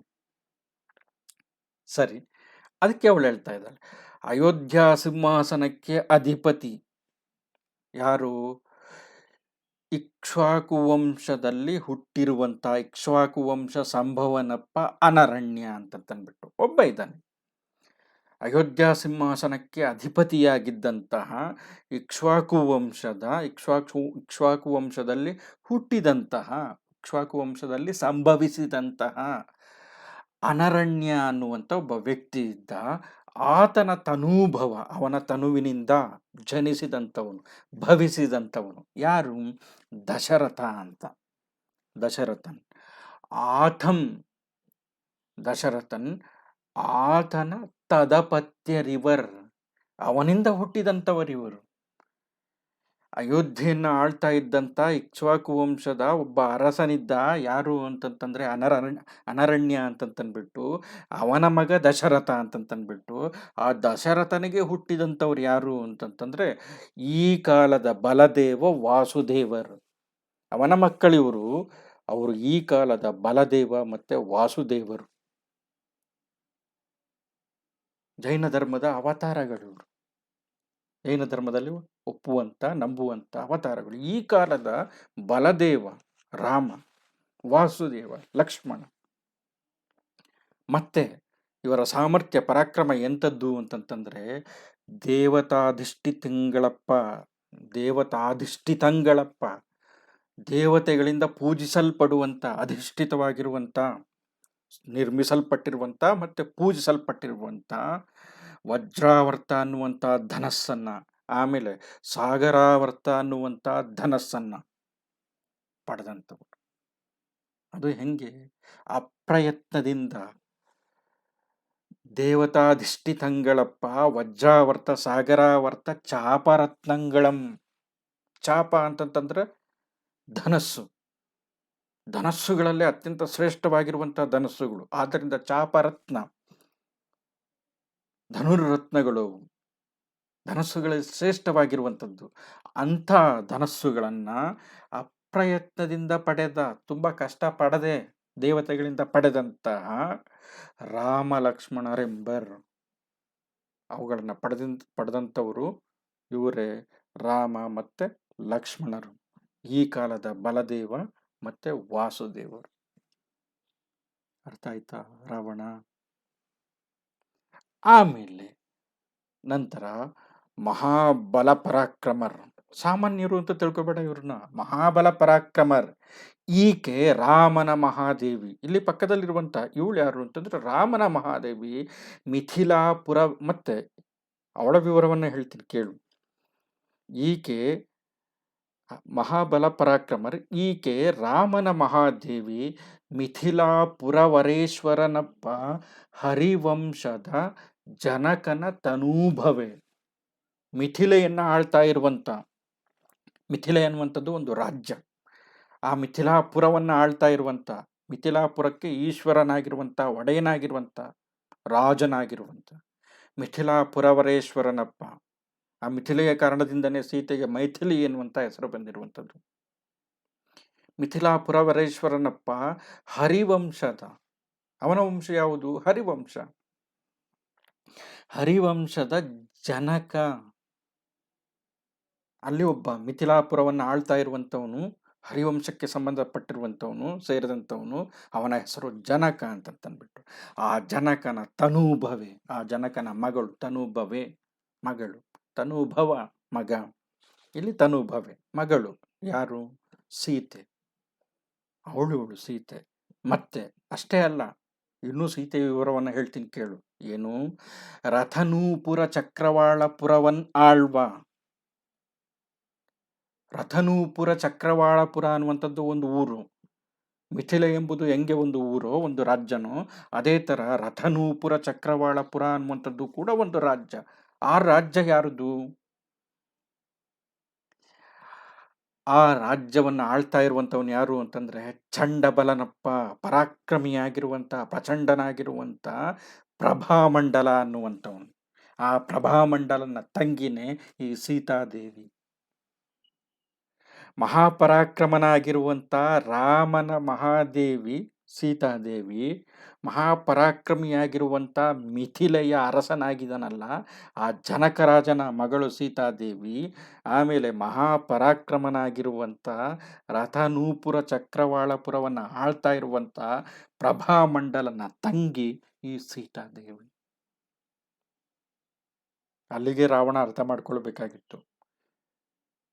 ಇವಳ ವಿಷಯಕ್ಕೆ ಏನಾದರೂ ನಾನು ತಲೆ ಹಾಕಿದ್ರೆ ಈ 3 ಜನರ ಶತ್ರುತ್ವವನ್ನು ಕಟ್ಕೋಬೇಕಾಗತ್ತೆ ಅಂತಂದ್ಬಿಟ್ಟು. ಆದರೆ ರಾವಣ ಹೆಂಗೆ ಅವಿವೇಕಿಯಾಗಿದ್ದಾನೆ, ಅವಿವೇಕಿ ಅಂತ ಕರಿತಾ ಇದ್ದಾನೆ ನಾಗಚಂದ್ರ. ಅವಿವೇಕಿಯಾಗಿದ್ದಾನೆ ಅಂತಂದ್ರೆ ಮುಂದೆ ಸಂಭವಿಸುವಂಥ ಅಪಾಯವನ್ನು ಕೂಡ ಒಂಚೂರು ಕೂಡ ಗಣನೆಗೆ ತರದೆ ತಕ್ಷಣ ಕೇಳ್ತಾ ಇರುವಂಥದ್ದು. ಅವನು ಕೇಳ್ತಾ ಇರುವಂಥದ್ದು ಈ ಅವಲೋಕನಿಗೆ ಪ್ರಭಾಮಂಡಲನ ತಂಗಿ ಸೀತಾದೇವಿ ಅಂತ ಹೇಳಿದಳೆ. ಆ ಕ್ಷಣದಲ್ಲೇ ಈತನಿಂದ ಅಗಲ್ಚುವ ಉಪಾಯ ಮಾವುದು? ತಕ್ಷಣ ರಾವಣನ ಪ್ರಶ್ನೆ. ಈಕೆಯನ್ನ ಅಂದ್ರೆ ಈ ಸೀತೆಯನ್ನ ಈ ರಘುವೀರನಾಗಿರುವಂತ ರಾಮನಿಂದ ಬೇರ್ಪಡಿಸುವಂತ ಉಪಾಯ ಯಾವುದು ಅಂತ ಕೇಳ್ತಾ ಇದೆ. ತಕ್ಷಣ ದೇವತೆಗೆ ಆಶ್ಚರ್ಯ ಆಯಿತು. ಚಕಿತ ಚಿತ್ತೆಯಾಗಿ, ಆಶ್ಚರ್ಯಚಕಿತಳಾಗಿರುವಂಥ ಮನಸ್ಸಿನಿಂದ ಕೂಡಿದವಳಾಗಿ, ಚಿತ್ತ ಮನಸ್ಸು ಆಶ್ಚರ್ಯಚಕಿತಳಾದ್ಲು. ಇನ್ನೊಬ್ಬ ರಾವಣನ ವರ್ತನೆ ಹಿಂಗಿದೆ, ಎಂದೂ ಕೂಡ ಈ ಥರ ಹೇಳದೇ ಇರುವಂಥವನು, ಎಂದೂ ಕೂಡ ಈ ಥರ ಮಾತಾಡದೇ ಇರುವಂಥವನು ಹಿಂಗೆ ಮಾತಾಡ್ತಾ ಇದ್ದಾನಲ್ಲ ಅಂತಂದ್ಬಿಟ್ಟು ತಕ್ಷಣ ಅವಳು ಪ್ರತ್ಯುತ್ತರವನ್ನು ಕೊಡ್ತಿದ್ದಾಳು. ಏನು? ನೋಡಪ್ಪ, ನೀನು ಮಾಡ್ತಿರುವಂಥದ್ದು ಈಗ ನೀನು ಆ ಸೀತೆಯ ಬಗ್ಗೆ ಕೇಳ್ತಿದ್ಯಾ. ಮತ್ತೆ ಇನ್ನೊಂದು ಏನಂತಂದರೆ ಅವಳ ಗಂಡನಿಂದ ಅವಳನ್ನು ಬೇರ್ಪಡಿಸುವಂಥ ಉಪಾಯ ಯಾವುದು ಅಂತ ಕೇಳ್ತಾ ಇದೀಯ ಅಲ್ವಾ? ಒಂದು ಮಾತು ಹೇಳ್ತೀನಿ ಕೇಳು ರಾವಣ. ನೆಕ್ಸ್ಟ್ ಓದ್ತೀನಿ ನೋಡಿ. ಆರೈಗೆ ವಿಚಾರಿಸೋದಾದರೆ, ಯೋಚಿಸೋದಾದರೆ, ವಿವೇಕದಿಂದ ಸ್ವಲ್ಪ ಚಿಂತಿಸುವುದಾದರೆ, ಆರಯ್ಯೆ ವಿರೋಧಂ ಸಾಧಾರಣ ಪುರುಷರೊಳ್ ಉಚಿತಂ ಅಲ್ತು ಅಧಿಕ ಬಲರ್. ಕಾರಣ ಪುರುಷರಿವರ್ ನಿಷ್ಕಾರಣಂ ಇವರೊಳ್ ವಿರೋಧಮಂ ಮಾಡುವುದೇ. ನೋಡ್ರಿ, ಆರಯ್ಯ ವಿರೋಧಂ ಸಾಧಾರಣ ಪುರುಷರೊಳಂ ಉಚಿತಂ ಅಲ್ತು ಅಧಿಕ ಬಲರ್ ಜೊತೆ ಶತ್ರುತ್ವವನ್ನು ಮಾಡಿಕೊಳ್ಳುವಂಥದ್ದು ಕ್ರಮ ಅಲ್ಲ, ಬುದ್ಧಿವಂತಿಕೆ ಅಲ್ಲ. ಕಾರಣ ಪುರುಷರಿವರ್, ಈ ಕಾಲದ ಬಲಭದ್ರ ಮತ್ತೆ ವಾಸುದೇವರು. ನಿಷ್ಕಾರಣಂ ಇವರೊಳ್ ವಿರೋಧಮಂ ಮಾಡುವುದೇ. ಹೇಳ್ತೀನಿ ಕೇಳು ರಾವಣ, ಅವಲೋಕಿನಿ ಹೇಳ್ತಾ ಇರುವಂಥದ್ದು. ಆರೈಗೆ ಸ್ವಲ್ಪ ಬುದ್ಧಿಪೂರ್ವಕವಾಗಿ ಯೋಚನೆ ಮಾಡು. ಸಾಧಾರಣ ಪುರುಷರು ಸಾಧಾರಣ ವ್ಯಕ್ತಿಗಳು ಇವರು ಅಂತ ತಿಳ್ಕೊಬೇಡ. ವಿರೋಧಂ ಸಾಧಾರಣ ಪುರುಷರೊಳಂ ಉಚಿತಂ. ಶತ್ರುತ್ವ ಕಟ್ಕೊಳ್ಬೇಕಾದ್ರೂ ಕೂಡ ಎದುರುಗಡೆ ಇರುವಂಥ ವ್ಯಕ್ತಿಯ ಬಲಾಬಲಗಳನ್ನು ಅಳೆದು ತೂಗಿ ನೋಡಿ ಶತ್ರುತ್ವ ಕಟ್ಕೊಳ್ಬೇಕು. ನನಗೆ ಅವನ್ನ ನಿಗ್ರಹಿಸೋದಕ್ಕೆ ಸಾಧ್ಯ ಆಗುತ್ತೆ ಅನ್ನೋದಾದರೆ ಅವನ್ನ ಒಂದು ಕೈ ನೋಡ್ಕೊಳ್ಬೋದು ಅನ್ನುವಂಥ ಮನಸ್ಸನ್ನು ಮಾಡ್ಬೋದು. ಆದರೆ ಇವರು ಸಾಧಾರಣ ಪುರುಷರಲ್ಲ ಕಣಪ್ಪ, ಎಚ್ಚರಿಕೆಯಿಂದಿರು.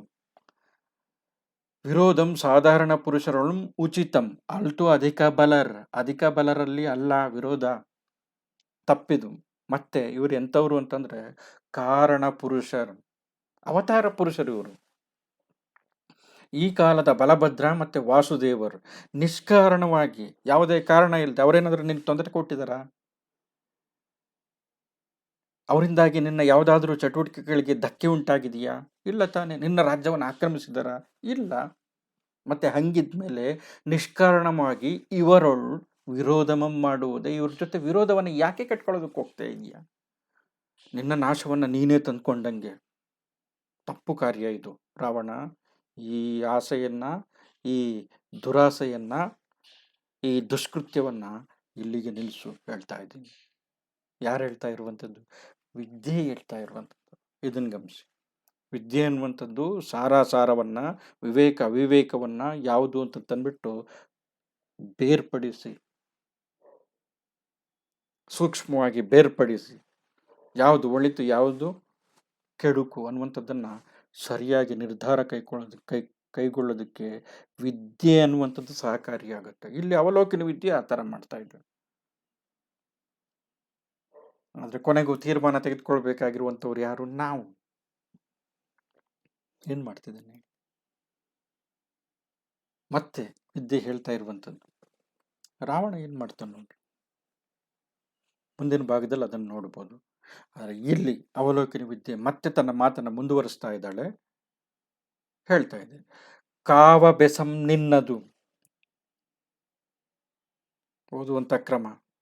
ಕಾವ ಬೆಸಂ ನಿನ್ನದು ಸಕಲಾವನಿಯನ್ ಅಧರ್ಮ ನಿರತರಂ ನಿಯಮಿಸಿ ನೀನಿ ವಿಷಯಕ್ಕೆ ಎರಗುವುದುಂ. ನೀನು ಈ ವಿಷಯಕ್ಕೆರಗುವುದು ಕಾವರೇ ಕಣೆಗೊಂಡರ್ ಎಂಬ ನುಡಿಗೆ ಎಡೆಯಕ್ಕುಂ. ಸತಿ ಗೊತ್ತೇ ನೋಡಿ. ಕಾವ ಬೆಸಂ ನಿನ್ನದು ಸಕಲಾವನಿಯನ್ ಅಧರ್ಮ ನಿರತರಂ ನಿಯಮಿಸಿ ನೀನಿ ವಿಷಯಕ್ಕೆ ಎರಗುವುದುಂ ಕಾವರೇ ಕಣೆಗೊಂಡರ್ ಎಂಬ ನುಡಿಗೆಡೆಯಕ್ಕುಂ. ಕಾಯುವಂಥ ಕೆಲಸ ನಿನ್ನದು.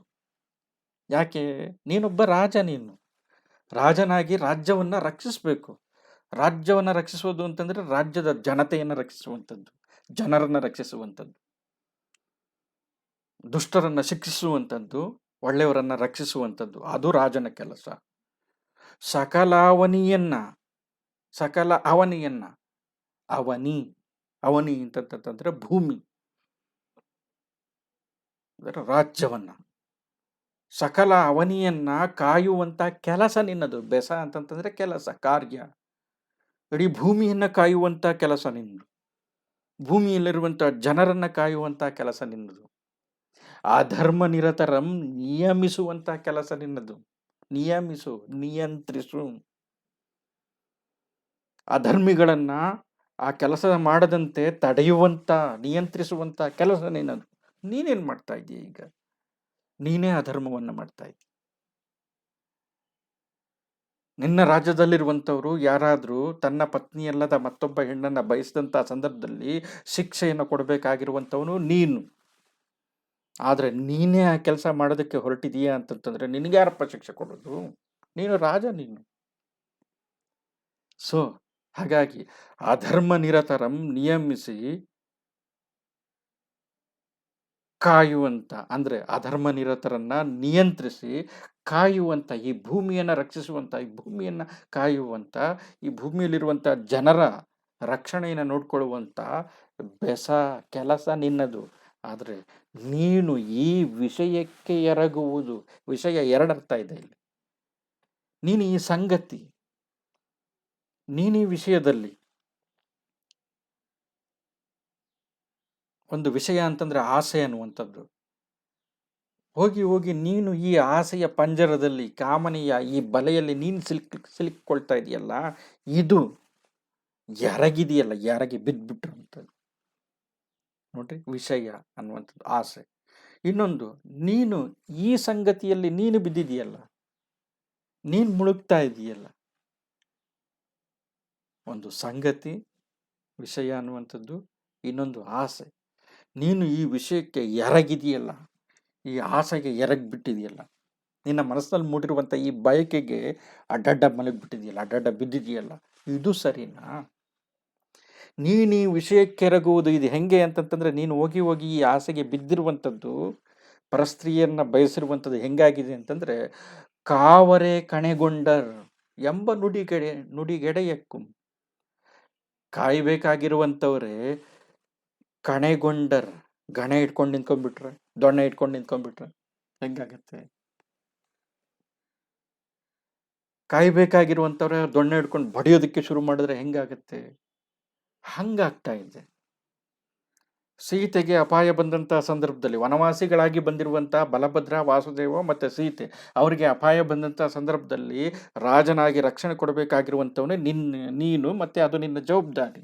ಆದರೆ ನೀನೇನು ಮಾಡ್ತಾ ಇದೀಯ ಅಂತಂತಂದರೆ, ಆ ರಘುವೀರನ ಪತ್ನಿಯಾಗಿರುವಂಥ ಸೀತೆಯನ್ನು ಆ ರಘುವೀರನಿಂದ, ಅಂದರೆ ರಾಮನಿಂದ ಬೇರ್ಪಡಿಸುವಂಥ ಉಪಾಯ ಯಾವುದು ಅಂತ ಕೇಳ್ತಾ ಇದೆಯಲ್ಲ. ಇದು ಹೆಂಗಾಗಿದೆ ಅಂತಂದರೆ, ಕಾಯಬೇಕಾಗಿರುವಂಥವನೇ ಅವ್ರನ್ನ ಬಡಿಯೋದಕ್ಕೆ ದೊಣ್ಣೆ ಹಿಡ್ಕೊಂಡು ನಿಂತಂಗಾಗಿ. ಅವ್ರನ್ನ ರಕ್ಷಿಸಬೇಕಾಗಿರುವಂಥವನೇ ನೀನೇನು ಮಾಡ್ತಿದೀಯ ಅಂತಂದ್ರೆ ಅವರ ಭಕ್ಷಣೆಗೆ ಹೋಗ್ತಾ ಇದೀಯ, ಅವ್ರಿಗೆ ತೊಂದರೆ ಕೊಡೋದಕ್ಕೆ ಹೋಗ್ತಾ ಇದೀಯ. ಸರಿಯಲ್ಲ ರಾವಣ ಈ ಕೆಲಸ. ನೋಡ್ರಿ, ಕಾಯುವಂಥ ಕೆಲಸ ನಿನ್ನದು. ಸರಳವಾಗಿರುವಂಥ ಅರ್ಥ ಹೇಳ್ತಿದ್ದೀನಿ. ಕಾಯುವ ಕೆಲಸ ನಿನ್ನದು. ಯಾರನ್ನ ಕಾಯುವಂಥದ್ದು?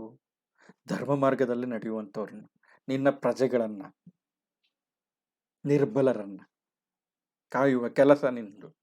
ಸಕಲ ಭೂಮಿಯನ್ನು, ಆ ಭೂಮಿಯಲ್ಲಿರುವಂಥ ಉತ್ತಮರನ್ನ ಕಾಯಬೇಕು.